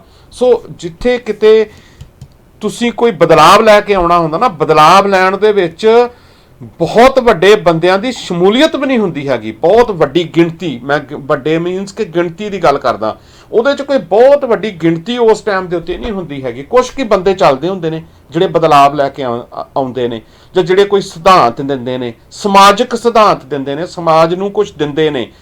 ਇਸ ਚੱਲ ਰਹੇ ਸੰਸਾਰ ਦੀ ਪ੍ਰਕਿਰਿਆ ਦੇ ਵਿੱਚ ਕੁਝ ਅਲੱਗ ਕਰਨ ਦਾ ਜਿਹੜੀ ਆਪਣੀ ਰੀਤ ਪਾਉਂਦੇ ਨੇ, ਜਾਂ ਇੱਕ ਆਪਣੇ ਕਨਸੈਪਟ ਦਿੰਦੇ ਨੇ, ਇੱਕ ਆਪਣੇ ਸਿਧਾਂਤ ਦਿੰਦੇ ਨੇ, ਉਹਨਾਂ ਦੀ ਗਿਣਤੀ ਬਹੁਤ ਘੱਟ ਹੁੰਦੀ ਆ। ਜੇ ਆਪਾਂ ਆਪਣੇ ਤੋਂ ਹੀ ਲਗਾ ਲਈਏ ਕਿ ਗੁਰੂ ਨਾਨਕ ਸਾਹਿਬ ਦੇ ਵੇਲੇ ਕਿੰਨੇ ਕੁ ਬੰਦੇ ਉਹਨਾਂ ਦੇ ਨਾਲ ਸੀਗੇ। ਸੋ ਅੱਗੇ ਆਪਾਂ ਤੁਰਦੇ ਹੈਗੇ ਆ, ਸਿੱਖ ਰਾਜਨੀਤੀ ਦੀ ਗੱਲ ਕਰਦੇ ਆ ਕਿ ਸਿੱਖ ਰਾਜਨੀਤੀ ਦੇ ਵਿੱਚ ਹੋਰ ਜਿਹੜੀ ਗੱਲਬਾਤ ਬਣਦੀ ਹੈਗੀ ਆ ਉਹ ਵੱਖਰੀ ਕਿਉਂ ਆ। ਉਹਦੇ ਵਿੱਚ ਜਿਹੜਾ ਰਾਜ ਪ੍ਰਬੰਧ ਹੈ, ਰਾਜ ਪ੍ਰਬੰਧ ਦਾ ਬਹੁਤ ਸੋਹਣਾ ਜਿਹੜਾ ਹੈਗਾ ਉਹ ਦਿੱਤਾ ਗਿਆ ਹੈਗਾ ਕਿ ਜਿੰਨੇ ਵੀ ਮਹਾਰਾਜਾ ਰਣਜੀਤ ਸਿੰਘ ਦੇ ਜਿੰਨੇ ਵੀ ਰਾਜ ਦੇ ਵਿੱਚ ਜਿੰਨੇ ਵੀ ਵੱਡੇ ਉਹਨਾਂ ਦੇ ਜਿਹੜੇ ਵਜ਼ੀਰ ਸੀਗੇ, ਜਿੰਨੇ ਵੀ ਉਹਨਾਂ ਦੇ ਜਿਹੜੇ ਜਰਨੈਲ ਸੀ ਉਹ ਸਿੱਖ ਸੀਗੇ, ਪਰ ਲੇਕਿਨ ਉਹਨਾਂ ਦੇ ਜਿਹੜੇ ਬਾਕੀ ਰਾਜ ਪ੍ਰਬੰਧ ਕਰਨ ਵਾਲੇ ਸੀਗੇ ਉਹ ਸਾਰੀਆਂ ਕੌਮਾਂ ਦੇ ਵਿੱਚ ਸੀਗੇ, ਉਹ ਚਾਹੇ ਹਿੰਦੂ ਸੀ, ਚਾਹੇ ਮੁਸਲਮਾਨ ਸੀਗੇ, ਚਾਹੇ ਅੰਗਰੇਜ਼ ਵੀ ਕੁਛ ਸੀਗੇ। ਸੋ ਸਾਰੇ, ਹਾਲਾਂਕਿ ਡੋਗਰੇ ਜਿਹੜੇ ਸੀਗੇ ਉਹਨਾਂ ਨੇ ਗਦਾਰੀ ਕੀਤੀ, ਉਹ ਇੱਕ ਅਲੱਗ ਵਿਸ਼ਾ ਹੈਗਾ। ਲੇਕਿਨ ਸਿੱਖ ਕਈ ਵਾਰੀ ਇਹ ਚੀਜ਼ ਨੂੰ ਜਿਹੜਾ ਸੀਗਾ ਉਹ ਮਹਾਰਾਜਾ ਰਣਜੀਤ ਸਿੰਘ ਦੇ ਨਾਲ ਹਮੇਸ਼ਾ ਉਹਨਾਂ ਦਾ ਗਿਲਾ ਵੀ ਰਿਹਾ ਕਿ ਤੁਸੀਂ ਇਹਨਾਂ ਨੂੰ ਸਾਡੇ ਸਿਰ ਦੇ ਉੱਤੇ ਬਿਠਾਇਆ ਹੋਇਆ, ਪਰ ਉਹਨਾਂ ਨੇ ਆਪਣੀ ਤਰਫ ਤੋਂ ਨਹੀਂ ਨਾ ਕੋਈ ਛੱਡੀ, ਕਿਉਂਕਿ ਉਹ ਸਿਧਾਂਤ ਕਿੱਥੋਂ ਆ ਰਿਹਾ ਸੀਗਾ? ਉਹ ਸਿਧਾਂਤ ਆ ਰਿਹਾ ਸੀ ਗੁਰੂ ਤੋਂ। ਸੋ ਗੁਰੂ ਤੋਂ ਜਦੋਂ ਤੁਸੀਂ ਸਿਧਾਂਤ ਲੈਂਦੇ ਹੋ, ਫਿਰ ਉਹਦੇ ਵਿੱਚ ਕਈ ਵਾਰੀ ਜੇ ਕੋਈ ਇਨਸਾਨ ਬੇਈਮਾਨੀ ਕਰ ਜਾਂਦਾ ਹੈਗਾ ਜਾਂ ਬੇਈਮਾਨੀ ਹੋ ਜਾਂਦੀ ਹੈਗੀ ਆ, ਤਾਂ ਉਹਦੇ ਵਿੱਚ ਰਾਜ ਪ੍ਰਬੰਧ ਕਰ ਰਿਹਾ ਜਿਹੜਾ ਕੋਈ ਉਸ ਟਾਈਮ ਦੇ ਉੱਤੇ ਚਲਾ ਰਿਹਾ, ਰਾਜ ਪ੍ਰਬੰਧ ਨੂੰ ਚਲਾ ਰਿਹਾ ਹੋਇਆ ਮੁਖੀ ਜਿਹੜਾ ਹੈਗਾ, ਉਹ ਕੋਈ ਉਹਨੂੰ ਤੁਸੀਂ ਦੋਸ਼ੀ ਨਹੀਂ ਕਹਿ ਸਕਦੇ ਹੈਗੇ, ਉਹਨੂੰ ਤੁਸੀਂ ਇਹ ਨਹੀਂ ਕਹਿ ਸਕਦੇ ਹੈਗੇ। ਉਹ ਤੇ ਫਿਰ ਸਰਾਸਰ ਕਸੂਰ ਉਹ ਜਿਹੜਾ ਬੰਦਾ ਬੇਈਮਾਨੀ ਕਰ ਰਿਹਾ ਉਹਦਾ ਹੁੰਦਾ। ਉਹ ਨਹੀਂ ਚਾਹੁੰਦਾ ਕਿ ਮਨੁੱਖਤਾ ਦਾ ਜਿਹੜਾ ਹੈ ਉਹ ਭਲਾ ਹੋ ਜਾਵੇ। ਸੋ ਜਿਹੜਾ ਸਾਡਾ ਰਾਜ ਪ੍ਰਬੰਧ ਜਿਹੜਾ ਹੈਗਾ ਸਿੱਖ ਰਾਜਨੀਤੀ ਦੇ ਵਿੱਚ, ਉਹ ਬੜਾ ਸਿੰਪਲ ਤੇ ਸੌਖਾ ਹੋ ਸਕਦਾ ਕਿ ਜਿਹੜਾ ਇਸ ਟਾਈਮ ਦੇ ਉੱਤੇ ਅਸੀਂ ਪਾਰਟੀਆਂ ਬਾਜ਼ੀਆਂ ਦੇ ਮਗਰ ਲੱਗ ਕੇ ਕਿ ਫਲਾਣੀ ਪਾਰਟੀ ਹੈ ਜੀ, ਫਲਾਣੀ, ਚਾਹੇ ਦੁਨੀਆ ਭਰ ਦੀ ਗੱਲ ਕਰ ਲਓ, ਇਕੱਲੇ ਮੈਂ ਪੰਜਾਬ ਦੀ ਗੱਲ ਨਾ ਕਰਾਂ ਕਿ ਮੈਂ ਨਾ ਕਹੂੰ ਇਕੱਲੀ ਕਾਂਗਰਸ ਦੀ, ਅਕਾਲੀ ਦਲ ਦੀ ਜਾਂ ਹੋਰ ਜਿਹੜੀਆਂ ਪਾਰਟੀਆਂ ਨੇ ਉਹਨਾਂ ਦੀ ਗੱਲ ਕਰਾਂ। ਹੋ ਸਕਦਾ ਕਿ ਸਿੱਖ ਰਾਜਨੀਤੀ ਦੇ ਵਿੱਚ ਇਹ ਵੀ ਚੀਜ਼ ਨਾਲ ਦੀ ਐਡੀਸ਼ਨ ਹੋ ਕੇ ਕਿ ਸਿਰਫ ਕਿਰਦਾਰਾਂ ਨੂੰ ਜਿਹੜਾ ਹੈ ਉਹ ਮੁੱਖ ਰੱਖਿਆ ਜਾਵੇ। ਕਿਰਦਾਰ, ਇੰਡੀਵਿਜੂਅਲ, ਵੀ ਜਿਹੜਾ ਬੰਦਾ ਤੁਹਾਨੂੰ ਨੁਮਾਇੰਦਗੀ ਦੇ ਸਕਦਾ ਹੈਗਾ ਆਪਣੀ ਕਾਬਲੀਅਤ ਦੇ ਅਨੁਸਾਰ ਜਿਹੜਾ ਹੈਗਾ। ਇਹ ਪਿਆ ਹੋਇਆ ਸਾਡੇ ਕੋਲ ਸਿਧਾਂਤ, ਇਹ ਪਿੱਛੇ ਵੀ ਪਿਆ ਹੋਇਆ ਕਿ ਜਿੱਦਾਂ ਆਪਾਂ ਦੇਖਦੇ ਹਾਂ ਕਿ ਛੋਟੇ ਗਰੁੱਪ ਜਿਹੜੇ ਨੇ, ਜਾਂ ਤੁਸੀਂ ਸ਼ਹਿਰਾਂ ਦੇ ਵਿੱਚ ਮੁਹੱਲਿਆਂ ਦੇ ਵਿੱਚ ਦੇਖ ਲਓ, ਪਿੰਡਾਂ ਦੇ ਵਿੱਚ 8-8 10-10 ਬੰਦੇ ਜਿਹੜੇ ਨੇ ਉਹ ਕੋਈ ਗੁਰਦੁਆਰਾ ਸਾਹਿਬਾਨ ਦਾ ਪ੍ਰਬੰਧ ਚਲਾਉਂਦੇ ਹੋਣ, ਤੇ ਉਹਦੇ ਵਿੱਚੋਂ ਆਟੋਮੈਟਿਕਲੀ ਇੱਕ ਕਿਰਦਾਰ ਬਾਹਰ ਨਿਕਲ ਕੇ ਆਉਂਦਾ ਜਿਹਨੂੰ ਲੋਕ ਆਪਣੇ ਆਪ ਹੀ ਜਿਹੜਾ ਹੈਗਾ ਉਹ ਚੁਣ ਲੈਂਦੇ ਨੇ ਕਿ ਇਹ ਸਾਡਾ ਜਥੇਦਾਰ ਆ, ਜਾਂ ਇਹ ਸਾਡੀ ਜਿਹੜੀ ਆ ਨੁਮਾਇੰਦਗੀ ਕਰੇਗਾ, ਸਾਡੇ ਸਾਰਿਆਂ ਦੇ ਉੱਤੇ ਇਸ ਦਾ ਹੱਕ ਜ਼ਿਆਦਾ। ਉਹ ਕਿਉਂ ਉਸ ਨੂੰ ਚੁਣਿਆ ਜਾਂਦਾ? ਉਹਦੇ 'ਚ ਕੋਈ ਗੁਣ ਹੁੰਦੇ ਨੇ, ਉਹ ਥੋੜਾ ਦੂਸਰਿਆਂ ਨਾਲੋਂ, ਗੁਣ ਦੂਜਿਆਂ 'ਚ ਵੀ ਨੇ, ਪਰ ਉਹਦੇ 'ਚ ਕੁਛ ਵੱਖਰਾ ਕਰਨ ਦੀ, ਕੁਛ ਲੀਡਰਸ਼ਿਪ ਕੁਆਲਿਟੀ ਦੀ ਜਿਹੜੀ ਆ ਗੱਲ ਆ ਜਾਂਦੀ ਹੈਗੀ ਆ ਕਿ ਉਹ ਨੁਮਾਇੰਦਗੀ ਕਰ ਸਕਦਾ ਹੁੰਦਾ। ਸੋ ਇਹ ਸਭ ਤੋਂ ਵੱਡਾ ਸਿੱਖੀ ਦੇ ਵਿੱਚ ਸਿਧਾਂਤ ਜਿਹੜਾ ਉਹ ਪਿਆ ਹੋਇਆ। ਸੋ ਇਸ ਨੂੰ ਅਪਣਾਇਆ ਜਾ ਸਕਦਾ। ਉਹਦੇ ਵਿੱਚ ਤੁਹਾਡੇ ਆਪਣੇ ਜਿਹੜਾ ਹੈ ਉਹ ਬੰਦੇ ਦੀ ਕਿੰਨੀ ਕੁ ਜਿਹੜੀ ਹੈਗੀ ਆ ਉਹ ਕਾਬਲੀਅਤ ਹੈਗੀ ਆ। ਉਹਦੇ ਵਿੱਚ ਇਹ ਨਹੀਂ ਹੈਗਾ ਕਿ ਕੋਈ ਭਾਈ ਭਤੀਜਾਵਾਦ ਜਿਹੜਾ ਹੈਗਾ ਉਹ ਸਿੱਖ ਰਾਜਨੀਤੀ ਦੇ ਵਿੱਚ ਆ ਜਾਏਗਾ। ਜਿਹੜੀ ਕੋਈ ਆਪਣਾ ਸਵਾਲ ਨਾ ਉਠਾ ਦਿਓ ਕਿ ਆਹ ਦੇਖੋ ਜੀ ਤੁਸੀਂ ਤਾਂ ਗੱਲ ਸਿੱਖ ਰਾਜਨੀਤੀ ਦੀ ਕਰਦੇ ਹੋ ਤੇ ਬਾਦਲ ਦਾ ਗਾਂ ਮੁੰਡਾ ਸੀਐਮ ਬਣਨ ਨੂੰ ਫਿਰਦਾ। ਭਾਈ ਇਹ ਇਸ ਕੈਟਾਗਰੀ ਦੇ ਵਿੱਚ ਆਉਂਦੇ ਨਹੀਂ, ਇਹਨਾਂ ਨੂੰ ਤੇ ਅਸੀਂ ਸਿੱਖ ਵੀ ਨਹੀਂ ਮੰਨਦੇ। ਇਸ ਕਰਕੇ ਇਸ ਚੀਜ਼ ਨੂੰ ਇਸ ਨਾਲ ਜੋੜ ਦਿੱਤਾ ਜਾਵੇ। ਮੈਂ ਬਹੁਤ ਵੱਡੇ ਪੈਮਾਨੇ ਦੇ ਉੱਤੇ ਇਸ ਚੀਜ਼ ਨੂੰ ਗੱਲ ਕਰਦਾ ਪਿਆ। ਮੈਂ ਕੋਈ ਇਹ ਜਿਹੜੀ ਚੱਲ ਰਹੀ ਰਾਜਨੀਤੀ ਆ ਇਹਦੇ ਨਾਲ ਨਹੀਂ, ਇਹ ਉਸੇ ਹੀ ਗਲਬੇ ਹੇਠ ਹੈ ਤੇ ਬਹੁਤ ਨੀਵੇਂ ਲੈਵਲ ਦੀ ਆ, ਇਹ ਬਹੁਤ ਥੱਲੜੇ ਲੈਵਲ ਦੀ ਆ। ਇਹਦੇ ਵਿੱਚ ਤਾਂ ਕੁਝ ਹੋ ਹੀ ਨਹੀਂ ਸਕਦਾ, ਇਹਦੇ ਵਿੱਚ ਕੋਈ ਪਹਿਚਾਣ ਹੀ ਨਹੀਂ ਜਿਹੜੀ ਸਿੱਖ ਰਾਜਨੀਤੀ ਦੀ ਤੁਸੀਂ ਕਰਦੇ। ਇੱਕ ਅੰਸ਼ ਇੰਨਾ -1% ਵੀ ਤੁਸੀਂ ਇਹਦੇ ਵਿੱਚੋਂ ਨਹੀਂ ਕੱਢ ਸਕਦੇ ਹੈਗੇ, ਕਿਉਂਕਿ ਉਸ ਗੁਰੂ ਤੋਂ ਸੇਧ ਲੈ ਕੇ ਨਹੀਂ ਚੱਲਣ ਵਾਲੇ ਬੰਦੇ, ਨਾ ਕਿਰਦਾਰ ਦੇ ਤੌਰ ਦੇ ਉੱਤੇ, ਨਾ ਹੀ ਇਹ ਆਪਣੀ ਜਿਹੜੀ ਕਾਬਲੀਅਤ ਦੇ ਤੌਰ ਦੇ ਉੱਤੇ। ਇਸ ਕਰਕੇ ਇਹਨਾਂ ਨੂੰ ਇਹ ਰਿਜੈਕਟਡ ਬੰਦੇ ਨੇ, ਇਹਨਾਂ ਨੂੰ ਇਹ ਸਾਰੇ ਦੇ ਸਾਰੇ ਰਿਜੈਕਟਡ ਬੰਦੇ ਨੇ, ਇਹਨਾਂ ਨੂੰ ਨਹੀਂ ਸੋਚਿਆ ਜਾ ਸਕਦਾ ਕਿਉਂਕਿ ਇੱਕ ਗਲਬੇ ਹੇਠ ਹੈ ਆਪਣੀ ਰਾਜਨੀਤੀ ਕਰਦੇ। ਇਹਨੂੰ ਸਿੱਖ ਰਾਜਨੀਤੀ ਦੇ ਨਾਲ ਕਿਰਪਾ ਕਰਕੇ ਨਾ ਜੋੜਿਆ ਜਾਵੇ। ਸੋ ਉਹਦੇ ਵਿੱਚ ਜਿਹੜਾ ਮੇਨ ਹੈਗਾ ਕਿ ਜੇ ਤੁਸੀਂ ਕਾਬਲੀਅਤ ਰੱਖਦੇ ਹੋ, ਤੁਸੀਂ ਨੁਮਾਇੰਦਗੀ ਕਰ ਸਕਦੇ ਹੋ, ਤਾਂ ਉਹਦੇ 'ਚ ਹੋ ਸਕਦਾ ਕਿ ਪਾਰਟੀ ਵੀ ਜਿਹੜੀ ਆ ਜੋ ਕਿਸੇ ਕਿਸਮ ਦੀ ਕੋਈ ਪਾਰਟੀ ਵੀ ਨਾ ਰਵੇ, ਉਹਦੇ ਵਿੱਚ ਸਿੱਖ ਸਿਆਸਤ ਜਿਹੜੀ ਹੈਗੀ ਆ ਉਹ ਇਸ ਤਰ੍ਹਾਂ ਦੇ ਨਾਲ ਰੋਲ ਨਿਭਾਵੇ ਕਿ ਕੋਈ ਬੰਦਾ ਨੁਮਾਇੰਦਗੀ ਕਰ ਸਕਦਾ, ਉਹਦੇ 'ਚ ਉਹ ਭਾਵਨਾ, ਉਹਦੇ 'ਚ ਉਹ ਕਾਬਲੀਅਤ ਹੈਗੀ ਆ, ਤੇ ਉਹ ਅੱਗੇ ਜਾ ਕੇ ਆਪਣੇ ਉਸ ਏਰੀਏ ਦੀ ਨੁਮਾਇੰਦਗੀ ਜਿਹੜੀ ਆ ਉਹ ਕਰੇ ਤੇ ਉਸ ਨੂੰ ਨਵੀਂ ਜਿਹੜੀ ਸੇਧ ਜਿਹੜੀ ਆ ਉਹ ਦਵੇ। ਤੇ ਉਹਦੇ ਵਿੱਚ ਨਾ ਤੇ ਕੋਈ ਭਾਈ ਭਤੀਜਾਵਾਦ ਤੇ ਨਾ ਕੁਝ ਹੋਰ ਹੈਗਾ। ਇਹ ਚੁਣਨ ਦੀ ਪ੍ਰਕਿਰਤੀ ਸਾਡੀ ਬੜੀ ਸੌਖੀ ਹੈਗੀ ਆ। ਹੁਣ ਉਹ ਅਲੱਗ ਗੱਲ ਆ ਕਿ ਲੋਕ ਇੱਥੇ ਗੁਰਦੁਆਰਿਆਂ ਦੀ ਕਮੇਟੀਆਂ ਦੇ ਵਿੱਚ ਕਮੇਟੀਆਂ ਤੋਂ ਲੜ ਪੈਂਦੇ ਨੇ ਜਾਂ ਉਹ ਗੱਲ ਕਰ ਲੈਂਦੇ ਨੇ, ਉਹ ਵੀ ਗੁਰੂ ਤੋਂ ਮੁਨਕਰ ਹੀ ਹੋਏ ਨੇ। ਅਸਲ ਦੇ ਵਿੱਚ ਉਹਨਾਂ ਨੂੰ ਐਦਾਂ ਲੱਗਦਾ ਕਿ ਅਸੀਂ ਇਸ ਤਰ੍ਹਾਂ ਦੇ ਨਾਲ ਕਰਕੇ ਆਪਣੀ ਜਿਹੜੀ ਹੈਗੀ ਆ ਉਹ ਸ਼ਾਇਦ ਕੋਈ ਆਪਣਾ ਇੱਕ ਅਲੱਗ ਪਹਿਚਾਣ ਬਣਾ ਲਾਂਗੇ, ਪਰ ਉਹ ਗੁਰੂ ਤੋਂ ਮੁਨਕਰ ਨੇ। ਉਹ ਬਿਲਕੁਲ ਉਸ ਨੂੰ ਉਸ ਲੈਵਲ ਤੇ ਨਹੀਂ ਅਸੀਂ ਸੋਚ ਸਕਦੇ ਹੈਗੇ। ਸੋ ਇਹ ਇੱਕ ਜਦੋਂ ਰਾਜਨੀਤਿਕ ਢਾਂਚੇ ਇੱਕ ਦੇਸ਼ ਵਜੋਂ ਬਣਦੇ ਨੇ, ਇੱਕ ਪੂਰੀ ਜਿਹੜੀ ਹੈਗੀ ਆ ਇੱਕ ਅਲੱਗ ਜਿਹੜਾ ਪ੍ਰਬੰਧ ਦਾ ਜਿਹੜਾ ਢਾਂਚਾ ਬਣਦਾ ਹੈਗਾ ਉਹਦੇ ਵਿੱਚ ਇਹ ਚੀਜ਼ ਜਦੋਂ ਪੈਦਾ ਹੋਏਗੀ ਤਾਂ ਇਹ ਵੀ ਚੀਜ਼ ਜਿਹੜੀ ਆ ਉਹ ਪੈਦਾ ਹੋ ਸਕਦੀ ਹੈਗੀ ਤੇ ਨਾ ਉਹਦੇ ਵਿੱਚ ਫਿਰ ਕੁਝ ਇਹ ਦੇਖਿਆ ਜਾਏਗਾ ਕਿ ਇਹਦੇ ਵਿੱਚੋਂ ਕੋਈ ਕਿਸੇ ਚੀਜ਼ ਨੂੰ ਜਿਹੜਾ ਐਕਸਕਲੂਡ ਕੀਤਾ ਜਾਏਗਾ, ਯਾਨੀ ਕਿ ਕਿਸੇ ਜਾਤ ਧਰਮ ਜਾਂ ਕਿਸੇ ਹੋਰ ਨੂੰ ਜਿਹੜਾ ਐਕਸਕਲੂਡ ਕੀਤਾ ਜਾਏਗਾ। ਉਹਦੇ ਵਿੱਚ ਫਿਰ ਬਰਾਬਰਤਾ ਦੀ ਗੱਲ ਜਿਹੜੀ ਆ ਉਹ ਕੀਤੀ ਜਾਏਗੀ ਸਿੱਖ ਰਾਜਨੀਤੀ ਦੇ ਵਿੱਚ। ਸੋ ਇਹ ਸਾਰੇ ਜਦੋਂ ਅਸੀਂ ਨੁਕਤਿਆਂ ਨੂੰ ਦੇਖਦੇ ਹਾਂ, ਚੰਗੀ ਤਰ੍ਹਾਂ ਦੇ ਨਾਲ ਪਹਿਚਾਣਦੇ ਹੈਗੇ ਆ, ਕੁਦਰਤ ਨਾਲ ਸਿੱਧਾ ਸੰਬੰਧ ਆ, ਇਹ ਸਾਰੇ ਇਹ ਵੱਡੇ ਜਿਹੜੇ ਹੈਗੇ ਨੇ ਇੱਕ ਸਮਾਜ ਨੂੰ, ਇੱਕ ਸਮਾਜ ਜਿਹੜਾ ਇਸ ਟਾਈਮ ਦੇ ਉੱਤੇ ਤਕਰੀਬਨ 8 ਬਿਲੀਅਨ ਲੋਕ ਜਿਹੜੇ ਬੈਠੇ ਹੋਏ ਨੇ, ਉਹਨਾਂ ਨੂੰ ਅਸੀਂ ਇੱਕ ਇਹੋ ਜਿਹਾ ਮਾਡਲ ਦੇ ਸਕਦੇ ਹਾਂ ਜਿਹੜਾ ਸਾਰੇ ਪੱਖਾਂ ਤੋਂ ਸੰਪੂਰਨ ਮਾਡਲ ਹੈਗਾ। ਉਹਦੇ ਵਿੱਚ ਸਾਨੂੰ ਸ਼ੁਰੂਆਤ ਜਿਹੜੀ ਹੈਗੀ ਆ ਉਹ ਆਪਣੇ ਖਿੱਤੇ ਤੋਂ ਕਰਨੀ ਪਏਗੀ, ਆਪਣੇ ਖਿੱਤੇ ਤੋਂ ਸੋਚਣਾ ਪਏਗਾ। ਸੋ ਕਿਰਪਾ ਕਰਕੇ ਅਲੀਟ ਕਲਾਸ ਨੂੰ ਵੀ ਇਹ ਬੇਨਤੀ ਹੈਗੀ ਆ ਕਿ ਭਾਈ ਆਪਣੇ ਸਿਧਾਂਤਾਂ ਵੱਲ ਮੁੜੀਏ। ਅਸੀਂ ਇਸ ਮਾਡਰਨ ਐਜੂਕੇਸ਼ਨ ਚੋਂ ਕੁਛ ਨਹੀਂ ਲੱਭਿਆ, ਹੁਣ ਤੱਕ ਕੁਛ ਨਹੀਂ ਖੱਟਿਆ, ਉਹਦੇ 'ਚ ਅਸੀਂ ਹੁਣ ਤੱਕ ਗਵਾਇਆ ਹੀ ਗਵਾਇਆ। ਹੁਣ ਤੱਕ ਅਸੀਂ ਇਸੇ ਕਰਕੇ ਕੋਈ ਮਾਡਲ ਨਹੀਂ ਦੇ ਸਕੇ ਕਿ ਸਾਡੇ ਵਰਗਾ ਇੱਕ ਪਗੜੀ ਧਾਰੀ ਜਿਹੜਾ ਹੈ ਉਹ ਸਾਡੇ ਉਲਟ ਕਿਸੇ ਪਲੇਟਫਾਰਮ ਤੇ, ਕਿਸੇ ਸੋਸ਼ਲ ਮੀਡੀਆ ਦੇ ਪਲੇਟਫਾਰਮ ਤੇ ਖੜਾ ਬੀਬੀ ਦਾੜੀ ਰੱਖ ਕੇ, ਪੱਗ ਬੰਨ੍ਹ ਕੇ ਸਾਡੇ ਆਪਣੇ ਲੋਕਾਂ ਨੂੰ ਉਹ ਸਵਾਲ ਕਰ ਰਿਹਾ ਹੁੰਦਾ, ਸਾਡੇ ਆਪਣੇ ਸਿੱਖੀ ਤੇ ਸਵਾਲ ਕਰ ਰਿਹਾ ਹੁੰਦਾ। ਉਹਦੇ ਵਿੱਚ ਫਿਰ ਤਾਂ ਤੁਸੀਂ ਮਾਡਰਨ ਬਾਬੇ ਲੈ ਲਓ, ਉਹਦੇ ਵਿੱਚ ਤੁਸੀਂ ਸਮਾਜ ਦੇ ਹੋਰ ਬੰਦੇ ਲਾ ਲਓ ਜਿਹੜੇ ਆਪਣੇ ਆਪ ਨੂੰ ਇਹ ਕਹਿੰਦੇ ਨੇ ਕਿ ਅਸੀਂ ਬਹੁਤ ਵੱਡੇ ਵਿਦਵਾਨ ਆ, ਉਹ ਲੋਕ ਲਾ ਲਓ। ਉਹੀ ਸਵਾਲ ਆਪਣੇ ਗੁਰੂਆਂ ਦੀ ਬਾਣੀ ਦੇ ਉੱਤੇ, ਆਪਣੇ ਸਿੱਖ ਸਿਧਾਂਤਾਂ ਦੇ ਉੱਤੇ, ਆਪਣੇ ਜਿਹੜਾ ਸਾਨੂੰ ਗੁਰੂ ਸਾਹਿਬ ਨੇ ਮਾਡਲ ਦਿੱਤਾ ਉਹਦੇ ਉੱਤੇ ਕੁਐਸਚਨਿੰਗ ਜਿਹੜੀ ਆ ਉਹ ਕਰੀ ਜਾਂਦੇ। ਤੇ ਸਾਡੀ ਸਾਰੀ એનર્ਜੀ, ਸਾਡੀ ਸਾਰੀ ਦੀ ਸਾਰੀ ਜਿੰਨੀ એનર્ਜੀ ਹੈਗੀ ਆ, ਜਿੰਨੀ ਸਾਡੀ ਤਾਕਤ ਆ, ਉਹ ਇਹਨਾਂ ਲੋਕਾਂ ਦੇ ਨਾਲ ਲੜਨ, ਇਹਨਾਂ ਨੂੰ ਸਮਝਾਉਣ ਵੱਲ ਜਿਹੜੀ ਆ ਉਹ ਲੱਗ ਜਾਂਦੀ ਹੈਗੀ ਆ। ਜਦ ਕਿ ਸਿੱਖ ਰਾਜਨੀਤੀ ਬਿਲਕੁਲ ਸਪਸ਼ਟ, ਕਲੀਅਰ ਤੇ ਬਿਲਕੁਲ ਦੁਨੀਆ ਭਰ ਦੇ ਵਿੱਚ ਇੱਕ ਨਵਾਂ ਰੂਪ ਦੇ ਸਕਦੀ ਹੈਗੀ ਆ, ਜਿਹਦੀ ਕਿ ਅੱਜ ਲੋੜ ਹੈਗੀ ਆ, ਜਿਹੜੀ ਕਿ ਸੰਸਾਰ ਨੂੰ ਲੋੜ ਹੈਗੀ ਆ। ਦੁਨੀਆ ਭਰ 'ਚ ਉਹ ਲੋਕ ਜਿਹੜੇ ਮਨੁੱਖਤਾ ਨੂੰ ਪਿਆਰ ਕਰਦੇ ਆ, ਉਹਨਾਂ ਨੂੰ ਇੱਕ ਨਵੇਂ ਮਾਡਲ ਦੀ ਜ਼ਰੂਰਤ ਆ ਤੇ ਉਹਦੇ ਵਿੱਚ ਸਿੱਖ ਰਾਜਨੀਤੀ ਇੱਕ ਵੱਡਾ ਰੋਲ ਜਿਹੜਾ ਹੈ ਉਹ ਨਿਭਾ ਸਕਦੀ ਆ। ਉਮੀਦ ਕਰਦਾ ਕਿ ਤੁਹਾਨੂੰ ਜਿਹੜਾ ਇਹ ਸਾਡਾ ਜਿਹੜਾ ਮੈਂ ਇਹ 3 ਦਿਨਾਂ ਦਾ ਪ੍ਰੋਗਰਾਮ ਕੀਤਾ ਇਹ ਤੁਹਾਨੂੰ ਜ਼ਰੂਰ ਪਸੰਦ ਆਏਗਾ।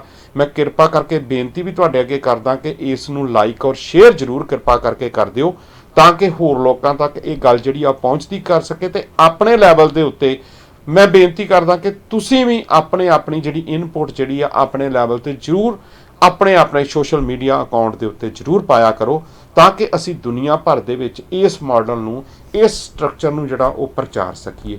ਉਮੀਦ ਕਰਦਾ ਕਿ ਪ੍ਰੋਗਰਾਮ ਅੱਜ ਵਾਲਾ ਵੀ ਤੁਹਾਡੀ ਕਸੌਟੀ ਤੇ ਪੂਰਾ ਉਤਰਿਆ ਹੋਏਗਾ। ਹੁਣ ਆਪਾਂ ਸੋਮਵਾਰ ਵਾਲੇ ਦਿਨ ਜਿਹੜਾ ਹੈ ਉਹ ਤੁਹਾਨੂੰ ਦੁਬਾਰਾ ਮਿਲਾਂਗੇ।